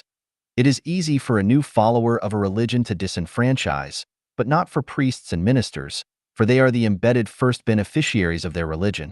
A religious believer who has wallowed in their religion all their life will not abandon it easily because their confidence would collapse. They would be at a loss for what to do, and they would need to find a new track to follow. It might be simple for an ordinary political party member to abandon their party, but no party leader would ever abandon theirs, for once doing so, they would have nothing to play and could not command or control others. Common people look forward to the great unity, to lead lives of public ownership when the world will be one united family. Although it might seem easier for them to abandon private ownership, Those who own property, especially those very wealthy people, will not abandon private ownership, for if everyone is really equal, how could they lead superior lives? How could they show off their wealth? How could they swagger before others or make others admire them? It is the same with married couples. The ones who are more stifled, abused, bounded, and exploited will hate their family lives, while the ones who benefit more from their marriages and family lives will hardly want to abandon them. Human nature includes the desire to control others and to have more and more people under their control. However, not all people can be kings, religious leaders, political party leaders, or bosses of companies. For the vast majority of people, the desire for control will be played out, realized, and fulfilled in their families. Men want to control their wives. Women want to control their husbands. Both want to exercise parental control over their children, and children are genetically programmed to get as much from their parents as they can. So, families are the first battlefield of life where great and small wars play out daily. Many couples show happy harmony to the public, but are unwilling to complain about their bitterness.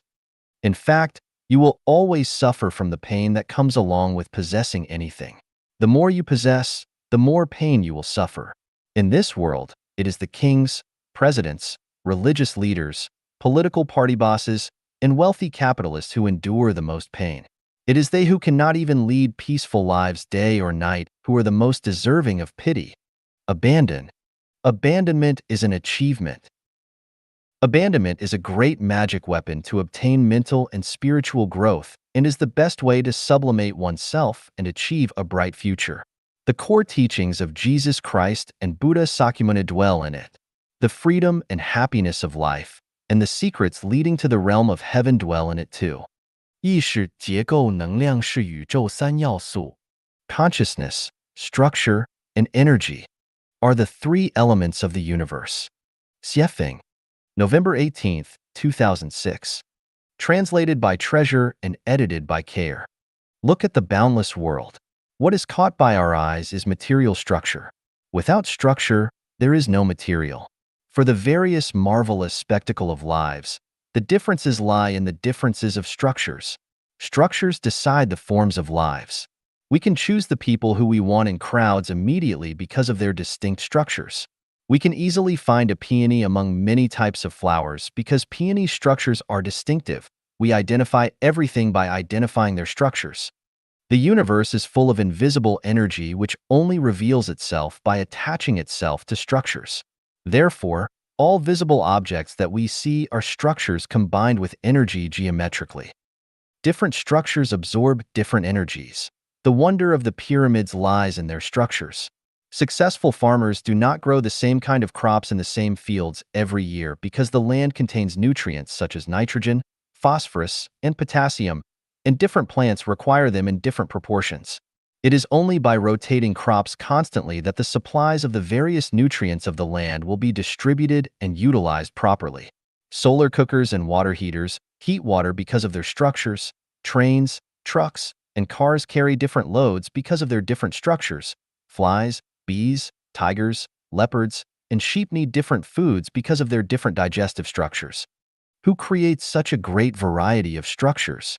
Look at the various high-rise buildings and cities. Who created them? Look at women's beautiful clothes and makeup. Who created them? All kinds of foods in supermarkets are like feasts for the eyes which cannot even take them all in. But who created them? There is no doubt that they were all created by people. But were they created by people's hands and feet? Of course not, but by people's consciousnesses. Their hands and feet are controlled by their consciousness. Without consciousnesses, nobody's hands and feet would accomplish anything. So we can see that the eternal things in the universe are only consciousnesses, structures, and energy. All other things are illusory, showy but not substantial, and cannot last. Energy is neutral, just like air and water, and any consciousness can direct it. Therefore, we need not attach too much importance to energy because fragrant flowers can attract butterflies. What kinds of structures can attract what kinds of energy toward them naturally? We know that all structures are the products of consciousnesses, so we do not need to emphasize structures too much. The kind of consciousness we have decides the kind of corresponding structure that we will have. Unify all thoughts and all beliefs into the greatest creator's will and all religions into one uniform belief system. This is the one consciousness. The universe has consciousness. If it did not, then there would not be such a variety of life structures with thousands of postures and an infinite variety of material forms. Then what is this consciousness? It is the greatest creator. When we find the greatest creator, we find the headstream and the core. All problems can be solved effortlessly. The indistinct and misty become bright and clear. The complex becomes simple. Darkness morphs into light. The finite expands to the infinite, and misery becomes joy. The core beliefs of Life Genuine are to revere the greatest creator and to take the way of the greatest creator. This is the path leading to heaven. Those who go against this great path are of heretical sects, and regardless of what of names they take, how dazzling or marvelous their theories sound, how inscrutable their magical powers are, or how many disciples or followers they attract, they are all the superfluous tumors growing in the body of humanity that will be eliminated. Revere the greatest creator and take the way of the greatest creator. This is the touchstone to determine good from evil, truth from falsity, and beauty from ugliness. Evil and ugly people do not revere the greatest creator nor take his way. Theories and sermons are evil and ugly if they do not revere the greatest creator nor take his way. States, political parties, religions, or groups are evil and ugly if they do not revere the greatest creator nor take his way. Consciousness is non-material, and the consciousness of the greatest creator manifests itself as Tao. The consciousness of the greatest creator runs through all tangible and intangible time and space everywhere, including both the material and the non-material world and the positive and the negative universe. This is the genuine God. States of consciousness decide the forms of life and their methods of survival. The differentiators of the lives of ignorant people, laities, mortals, sages, celestials, goblins, demons, devils, ghosts, and monsters are their types of consciousnesses. Therefore, we must emphasize our consciousnesses during our lives, and our emphasis on consciousness must always be on revering the greatest creator and taking his way. Once this key link is grasped, everything else falls into their proper places. We get twice the results with half the effort and find clear and bright paths to reach splendid goals. We will ultimately accomplish the spiritual state of immortality and attain the life structure of higher-level space and reach the other shore to realize our ideal. I believe that all government's officials, industrial and religious leaders, and company bosses do understand these principles very well. 格局与结局 Patterns and Endings. Xiefeng, June 8, 2020. Translated by Qinyu and edited by Care. A pan is a pattern and a pancake is an ending. The size of the pan determines the size of the pancake. A puddle of water is a pattern and the fish in it are an ending. The depth and width of the water decides the size and quantity of the fish. Space is a pattern. If it is small, then it can only hold a grain of sand. If it is vast, then it can hold the sun, the moon, the earth, and all the stars and galaxies. If a shepherd is jealous of another shepherd who has more sheep than he does, then he will never be more than a shepherd. If a beggar is jealous of another beggar who begs more successfully and gets more food than he does every day, then he will never be more than a beggar. If a monkey is jealous of another monkey whose butt is redder than his own, then he will never be more than a monkey. We find that people who compare themselves to and are jealous of their peers have small patterns.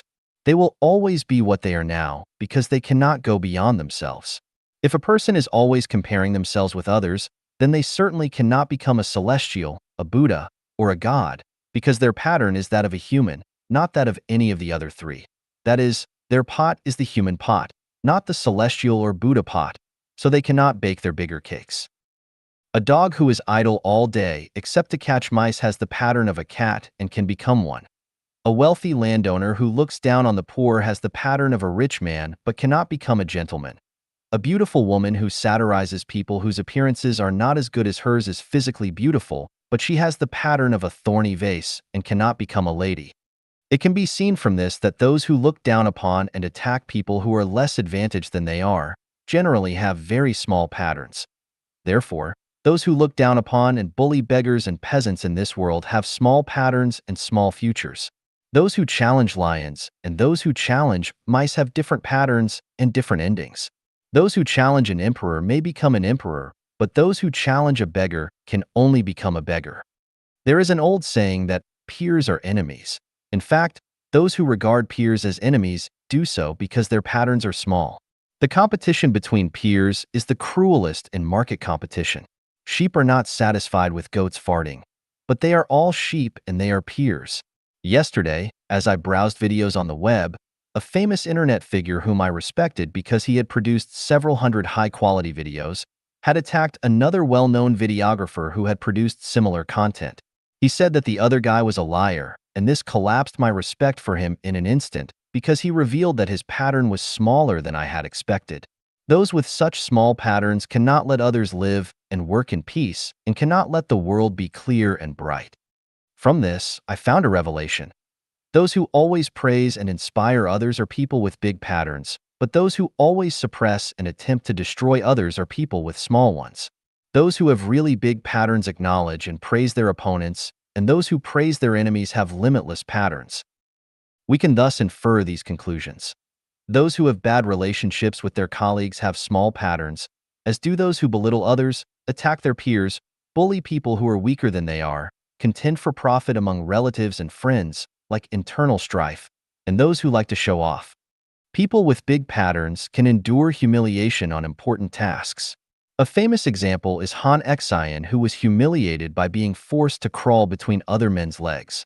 To avoid wasting time and energy by bothering with those street thugs, he chose to endure crawling between their legs. Gojian, the king of the Yu kingdom, sleeping on the brushwood and tasting the gall, sent his wife to King Wu's bed, and even tasted King Wu's feces. Pu Songling, the author of Strange Tales from a Lonely Studio, who was repeatedly frustrated but never depressed, once composed a pair of couplets. Where there is a will, there is a way. After burning one's bridges, the 120 Qin passes finally belong to Chu, and heaven does not fail people who exert efforts. Sleeping on the brushwood and tasting the gall, 3,000 Yu soldiers conquered the Wu kingdom. We can see that his pattern was huge. If you were walking along a road and someone hit you, what would you do? People with small patterns would immediately scold, "Are you blind?" But those with large patterns would just smile and say, "I'm sorry, please forgive me for being in your way." People with big patterns will have good endings. The bigger their pattern, the better their ending. With a small pattern, you can only march in place or even retreat. Do you want to be a celestial being? Then do not compare yourselves to others, do not make a fuss with others, and do not compete with others. 四观相同才能和谐. For outlooks will give you harmony. Xiefeng, December 12th, 2020. Translated by Qin Yu and edited by Care. It is often said that, with three different outlooks, people cannot live harmoniously. Only with the same three outlooks can people get along well with each other. There are also sayings that, with different worldviews, good relationships cannot remain long. With different worldviews, you cannot make good friends, communicate with people with different worldviews, and every word will be like playing a harp to a cow, etc. The three outlooks refer to worldviews, outlooks on life, and values. What I want to say is that if our outlook on life is different, then we cannot live in harmony either. If two people have the same worldviews, outlooks on life, and values, but different outlooks on life, what will the result be? One's outlook on life is their understanding and perspective of life and death phenomena and on time and space. If two peoples are different, then even if they have the same worldviews, outlooks on life, and values, it will be difficult for them to get along well. Worldviews are people's understandings and perspectives on the world. Outlooks on life are people's understandings and perspectives on their purpose, meaning, and value of life. And values are people's recognitions, judgments, affirmations, and denials of the importance of things. For example, Zhang Asan and Li Si both wanted to gain wealth, but how did they go about doing that? From the perspective of their worldviews, they both believed that the existence of the big world is for them to enjoy. From the perspective on life, they both believed that the purpose of life is to be happy and joyous. And from the perspective of values, they both believe that obtaining money is important and a necessary condition for gaining wealth. Therefore, they were harmonious in terms of worldviews, outlooks on life, and values. There were no conflicts or contradictions between them. However, disputes, and splits occurred on the issue of how to achieve their goal. Zhang San believed that as long as he could gain wealth, he could offer bribes, sell heroin, or rob banks. But Li Si believed that these methods of doing it were absolutely unacceptable, that they were offensive to man and God, and that they would be punished. Zhang San and Li Si, who had the same worldviews, perspectives on life, and values, could no longer get along with each other on the question of how to gain wealth, and this resulted in splits and disputes. But what was the reason? The reason was that Zhang San and Li Si had different outlooks of life. Zhang San believed that everything is gone after death, and that living happily was the kingly way, while Li Si believed that people will reincarnate and that we should live without being offensive to man and God because otherwise, we will go to hell. Here is the conclusion. With the same three outlooks, it is still impossible to live in harmony. It is only with the same four outlooks that people can do so. 最近的一些人生小感悟 Some perceptions about life. Xiefeng. January 23, 2018. Translated by Qinyu and edited by Peter. Everyone's present must be accumulated from their past in speech, behaviors, and performances. Everyone's speech, behavior, and performance are absolutely determined by his inner world.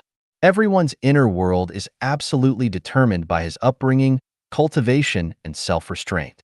Everyone's upbringing, cultivation, and self-restraint are absolutely determined by his beliefs and ideals.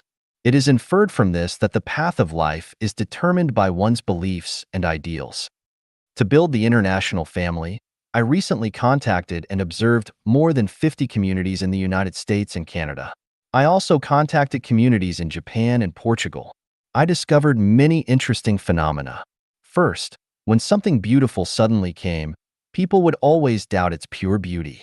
Instead of embracing it boldly, people deliberately reject it. Secondly, everyone has beautiful ideals, but once the ideal things do come, they are at a loss to understand them and will even resist them. Finally, in order to unite the community, the outstanding must cater to and accommodate the mediocre. Once catered and accommodated to, it is tantamount to retrogression, and retrogression is painful. From this, we found that world harmony is not achieved by morality and ideals, not by preaching and guidance, but by the advancement of science and technology, by changes in lifestyle, and by the compulsion to survive. To follow the trend, I recently created my own Facebook account and discovered a new world. That is, I can establish connections with people all over the world while sitting in front of my computer. I have had friend relationships with people in dozens of countries, but I find that people are fonder of expressing themselves than paying attention to others.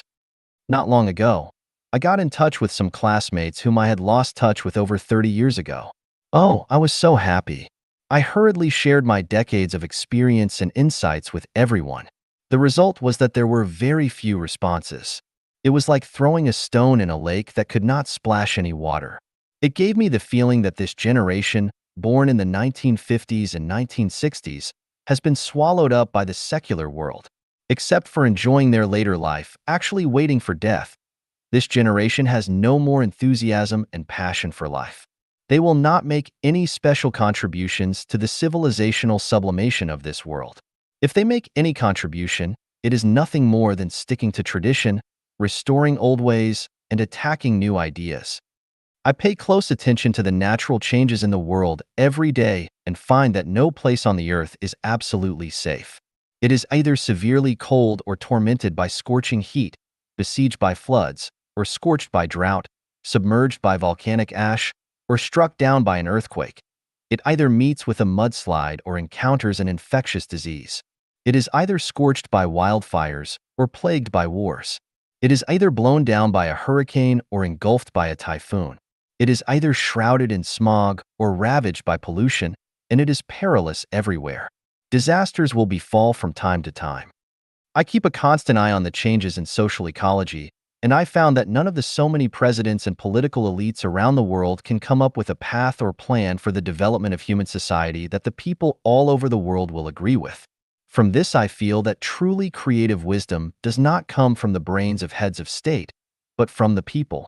Civil society is the greatest hope for the rise of human civilization. Human beings have been living on the earth for 5,000 years, and the ideal production and life mode of humans has not yet been born on the Earth. If there is an ideal life mode, it is the new oasis for life mode created by Life Genuine, that is, the Siefeng-style communism model. Where do people live the happiest? I lived in Binka, the most remote area of Zimbabwe, for a period of time. I lived in the most primitive place on Santo Island in Vanuatu in the South Pacific for a period of time. I lived in the prosperous city of Shenzhen of China for a period of time, and lived in the highly developed city of Vancouver, Canada for a period of time. The conclusion is that happiness has little to do with the place where you live, but has much to do with the pressures of life. The greater the pressure of life, the less happy people will be, and the lower the pressure of life, the happier they will be. Yesterday I read the article of Songlong Shuhua called The 14 Dregs Left by History in China. Rebellion without money, corruption with money. I felt that it resonated with me very much. The 14 dregs are regional awareness, anti-foreign sentiment, fighting among their own, obedience, shamelessly touting, all talk and no action, no tradition of peacefully changing regimes, handling affairs by relying on interpersonal relationships and blood relationships, worshipping the official ranks, fame, position, and glorifying the ancestors, paying no attention to science, treating people who criticize themselves as enemies. If they have no money, they will rebel, and if they have money, they will become corrupt. They can only share adversity, not peace and happiness. Regarding old and ruined cultural relics as national treasures, and not regarding talents as national treasures. Strong retro-psychology, weak scientific thinking, and strong sense of superstition. The buying and selling of official positions is popular. I have been thinking about one thing these days.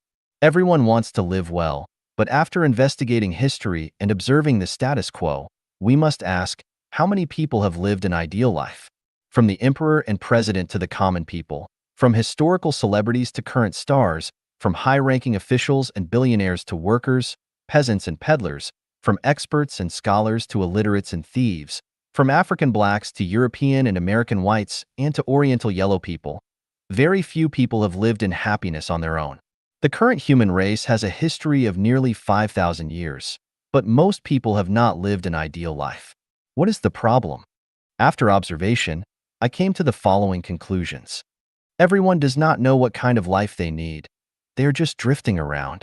People are struggling with selfish desires, but they do not know that the more selfish they become, the more miserable their lives will be. People cannot let go of failures and frustrations, and they do things with resentment, which makes their situation worse. People want to live a good life by getting married and starting a family, but fall into a trap, which is counterproductive for them. The best inexhaustible resource for mankind is sex. Everyone yearns for a good sex life. However, mankind treats sexual resources as rubbish and waste in a moral, ethical, religious, and customary way. Reap what you have sown is an unbreakable truth, but what are people growing? Every day people are planting jealousy, complaints, anger, rage, hatred, condemnation, attacks, suppression, insults, fraud, lies, ridicule, irony, sarcasm, nitpicking, theft, corruption, luxury, waste, pollution, competition, killing, entrapping, cheating, abduction, deception, superstition, dishonesty, counterfeiting, etc. Can you have a good life by planting so many of these bad seeds? Internal factors are the basis for a good life, and external factors are the conditions for a good life, but people do the opposite. They do not work hard on their own roots, but are eager to achieve success in ever-changing conditions. Of course, they will never live a good life. They are either too impulsive or with insufficient reason, or negative, passive, and lazy. How can they have a good life? There are two ways of living that are not worth promoting and imitating. One is the life of pigs, and the other is the life of the dead. The life of a pig is like this. Every day they enjoy themselves leisurely without worrying about eating or drinking. When they are happy, they will play in a mud puddle mixed with rain and excrement, roll around and hum a bit. If they do not want to play anymore, they will lie down on the ground and sleep and feel that they are the happiest in the world. The life of the dead is like this, living in a well-decorated room, not afraid of smog, not afraid of wind and rain, regardless of the changes in the world, regardless of human suffering, not worried about the broiling of the sun, not worried about the cold, no enthusiasm, no passion. Even if they see another's fine piece of writing, they do not give any praise or encouragement, they do not even give a like. They are just like the walking dead. They think that they have become immortal or like Buddha. In fact, they are just rotten and their attitude stinks. 答复国际哲学团体联合会主席提出的4个问题。My reply to the 4 questions raised by the chairman of the International Federation of Philosophical Societies. Xiefeng. August 16th, 2018. Translated by Chinyu and edited by Peter. Professor Dermot Moran, chairman of the International Federation of Philosophical Societies, raised the following 4 questions at the opening ceremony of the 24th World Congress of Philosophy held in Beijing on August 13, 2018. Is the relationship between man and society one or many? What is the future of mankind? In the face of uncertain technological innovations such as AI, where are we heading to? Are we facing the problem with a critical eye, and are we seeking verification of this? Is learning to be human for oneself or for others? My reply is as follows. The relationship between man and society is neither one nor many, but a combination. Look at the ant colony and the bee colony from a human perspective.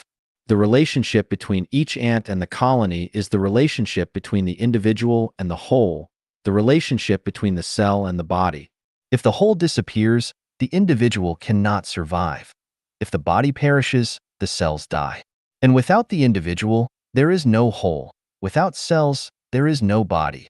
So the relationship between an ant and an ant colony is a combination. When looking at human society from a higher level of life than that of human beings, in fact, the relationship between individuals and society is not fundamentally different from the relationship between an ant and an ant colony. Even with wolves and lions, this rule also applies. If there are only 3 people on this earth, then these 3 people will constitute a society, and a single person can only have a chance to survive if they combine with the society. Otherwise, they will inevitably become extinct. The future of mankind lies in the Xiefeng-style communist society. Otherwise, mankind is bound to perish. The path of American civilization will become narrower and narrower. Chinese civilization is a dead end, and the integration of political and religious civilization in some countries in the Middle East will inevitably decline. Intelligent technology will continue to leap forward and cannot be stopped. Eventually, biological robots that are more advanced than humans will be born. In the future, the reproduction method of a mother being pregnant and giving birth to children will be replaced by biological robots with biochemical nursery rooms. As long as there is competition, human beings will be eliminated by biological robots. There is only one way to survive, and that is to produce and live in accordance with Xiefeng-style communism. In the face of these problems, we can neither treat them in a critical way, nor in a way of seeking verification. Criticism can only find problems but cannot solve them. Verification can only cross the river by feeling the stones. It is difficult to guarantee the crossing of the river. Maybe you will be overturned and drowned in the river or by a wave before you reach the center of the river. So, what is the best plan for facing this problem? Answer: to implement the superhuman philosophy, that is, the person who is completely selfless and the most intelligent will make analysis, judgment, and induction and point out the way forward. Remember, the collective wisdom of millions of mediocrities is not as good as the foresight and sagacity of a saint. Democracy is the pursuit of mediocrities, and democracy cannot solve the problem of directionality. Learning to be human is neither for oneself nor for others, but a return to pure human nature. The nature that conforms to the way of nature is pure human nature, and the nature that does not conform to the way of nature is not pure human nature. This is like building a computer. As long as you build a computer that performs well, it can play a corresponding role no matter who uses it. If you consider making for yourself or making for others when manufacturing, the computer will fail if making for yourself, others cannot use it. If making for others, its performance will be greatly reduced. There are thousands of philosophers and amateur philosophers participating in the 24th World Conference of Philosophy in the Great Hall of the People in Beijing currently. They are all masters in the philosophical world today. I am willing to challenge the masters, that is, I can solve all the philosophical problems that you cannot solve. Do you not believe me? Bring your problem to me and see how I will solve it. 灵性思维的思考方式和做事风格 The thinking style and approach to action in spiritual thinking. Xiefeng. November 24th, 2023. Translation edited by Chinyo. We are already aware of the ladder of thinking in life: material thinking, image thinking, associative thinking, elusive thinking, visualized thinking, taiji thinking, non-form thinking, and holographic thinking. So why do we introduce rational thinking and spiritual thinking? Material thinking, image thinking, associative thinking, and elusive thinking all fall under rational thinking, which is characteristic of human thinking, while visualized thinking, taiji thinking, non-form thinking, and holographic thinking belong to celestial thinking. In other words, rational thinking and spiritual thinking serve as the boundary between human and celestial thinking. If your thinking is rational, do not doubt it. You are undoubtedly human.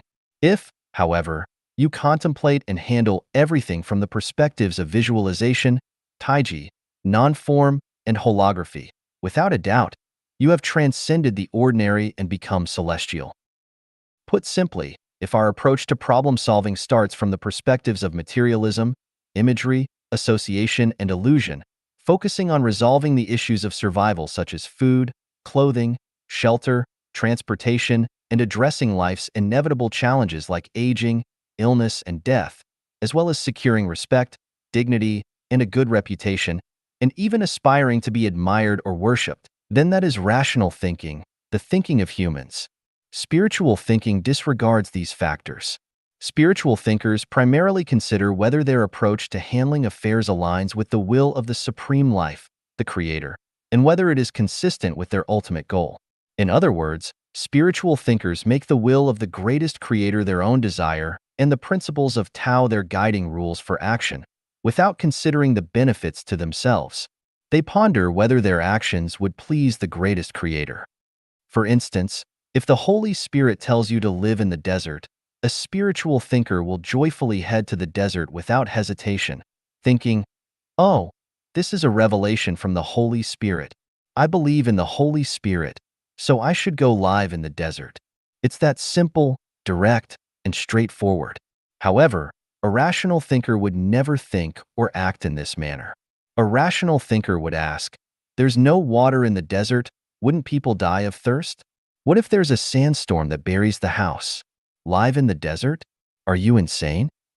Similarly, if the Holy Spirit tells you to go to Canada, a rational thinker will first check how to get a visa.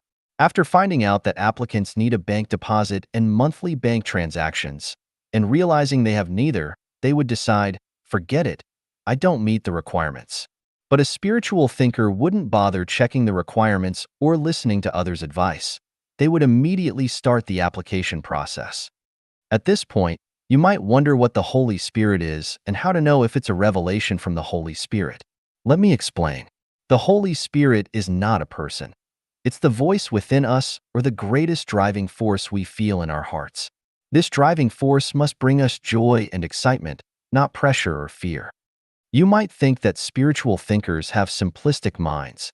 Let me tell you, the minds of spiritual thinkers are infinitely more complex than those of rational thinkers. Spiritual thinkers belong to a higher dimensional thinking, and rational thinkers cannot comprehend the complexity of spiritual thinkers' minds. This can be demonstrated in three ways. Firstly, spiritual thinkers grasp the macroscopic, while rational thinkers grasp the microscopic. For instance, when seeking employment, spiritual thinkers prioritize whether the job brings them joy and happiness, whereas rational thinkers focus on aspects such as salary, working conditions, and prospects. Why is that? Because spiritual thinkers consider the direction of their lives and whether they can ultimately reach heaven. They are unwilling to do anything that conflicts with their destination. On the other hand, rational thinkers consider whether the job can meet their current life needs and don't consider whether their current actions will affect their ultimate goal. From this perspective, spiritual thinkers consider how to live, while rational thinkers consider how to survive. Secondly, spiritual thinkers consider life, while rational thinkers consider human life. To consider life, one must understand the principles and mysteries of life and its relationship with time and space. To consider human life, one only needs to learn the accumulated knowledge and experience of humanity and understand the operating rules of human society. Thirdly, spiritual thinkers maximize simplicity in handling complexity, while rational thinkers always complicate simplicity. For example, when building a community, those who participated in the construction of our third and fourth branches can recall that the layout and environment of the two communities were beautiful, right?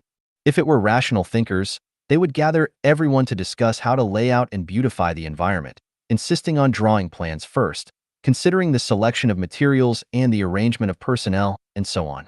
However, in the construction of the two branches, there were no such discussions.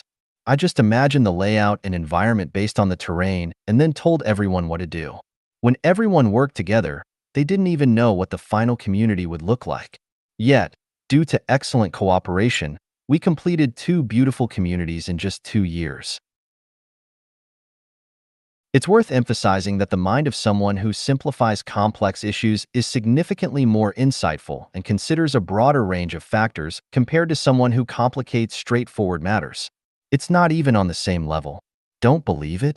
Why not attempt to simplify your own life and observe the outcomes? If you think that spiritual thinkers handle things superficially while rational thinkers are meticulous, that's a misunderstanding. For example, when building a house in a certain location, a spiritual thinker might say, just build a housey on high ground using wood and glass. It'll be good if it can last for 2 or 3 years. This would be hard for a rational thinker to accept. At the very least, they would consider the stability of the house and ensure it stands for at least 30 years, right? On the surface, the rational thinker's consideration seems entirely correct. But the crucial point is, the spiritual thinker considers that there will be a major earthquake in the location where the house is built 2 years later. Even the sturdiest house would collapse. Therefore, they suggest just doing it casually. There's no need to go to great lengths and waste financial, material, and human resources. This is something a rational thinker would never think of. So, what about life? Isn't it like building a house in an earthquake zone? Is it necessary to rack our brains and be so serious? 有恒信者才有恒行. Those who have constant faith will have constant actions. Xiefeng. April 25, 2024. Translation edited by Qinyu. Mencius said, only those who have constant possessions can have constant hearts. Those who lack constant possessions will lack constant hearts. From this, we can understand that only when the common people live and work in peace and contentment can society be peaceful and harmonious, and all industries can prosper and develop. However, can those who have constant possessions always abide by the law and refrain from wrongdoing? Will those who lack constant possessions inevitably break the law and engage in all sorts of misconduct? Not necessarily. The legal protection of private property rights is a universal value. Any act that deprives individuals of their lawful private property is a crime, regardless of the noble moral justifications. The sanctity of lawful private property rights is both natural and divine, a protection and respect for the people's livelihood and reproduction. It is the guarantee of the people's survival and prosperity. Enabling the multitude to possess constant property is like providing vast pastures for cattle and sheep. This is the way to nurture the people of the world. But let us not forget that constant possessions belong to the material realm. If a person's steadfastness depends solely on material possessions, their perspective and realm would be too narrow, and their spirit and consciousness would remain at an animalistic level, making it difficult for their life to ascend to heaven. In heaven, everyone has the right to use, but no one has the right to own. Everything is shared, and everyone owns nothing yet possesses everything. Did Jesus Christ have constant possessions? Did Siddhartha Gautama Buddha and the sage Laozi have constant possessions? Did many missionaries have constant possessions? Yet, they all had constancy of heart. Above the notion that those who have constant possessions have constancy of heart, lies a higher level of spiritual and conscious state. Those who have constant faith have constant actions. For those with unwavering faith, regardless of whether they possess constant material wealth or not, no matter how difficult and tortuous the path, they will persevere steadfastly towards their predetermined direction and goals, that is, constant action. Those who possess constant possessions may not refrain from wrongdoing, but those who have constant faith will never transgress. For example, someone may own a small farm, signifying constant possessions, yet cannot guarantee that they won't use pesticides, fertilizers, or even growth hormones on their vegetables and fruits. But for those with constant faith, they won't, because they are acutely aware of the dreadful consequences of transgression. Of course, the constancy of faith depends on what one believes in. If one believes in money is almighty or money can make ghosts grind, then their lifelong constancy will be in the pursuit of wealth. However, regardless of what the faithful believe in, the realm and perspective of those who have constant faith have constant actions far surpasses the realm and perspective of those who have constant possessions have constancy of heart.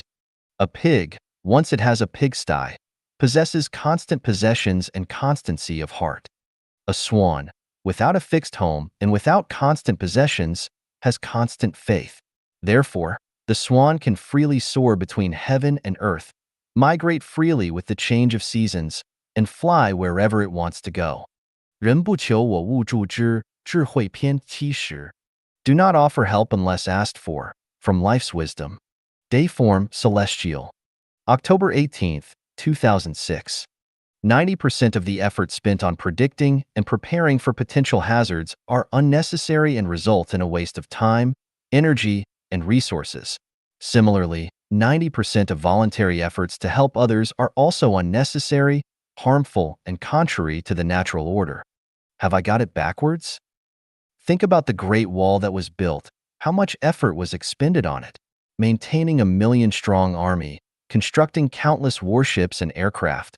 How much of that was utilized? You've given numerous heartfelt warnings and advice to prevent your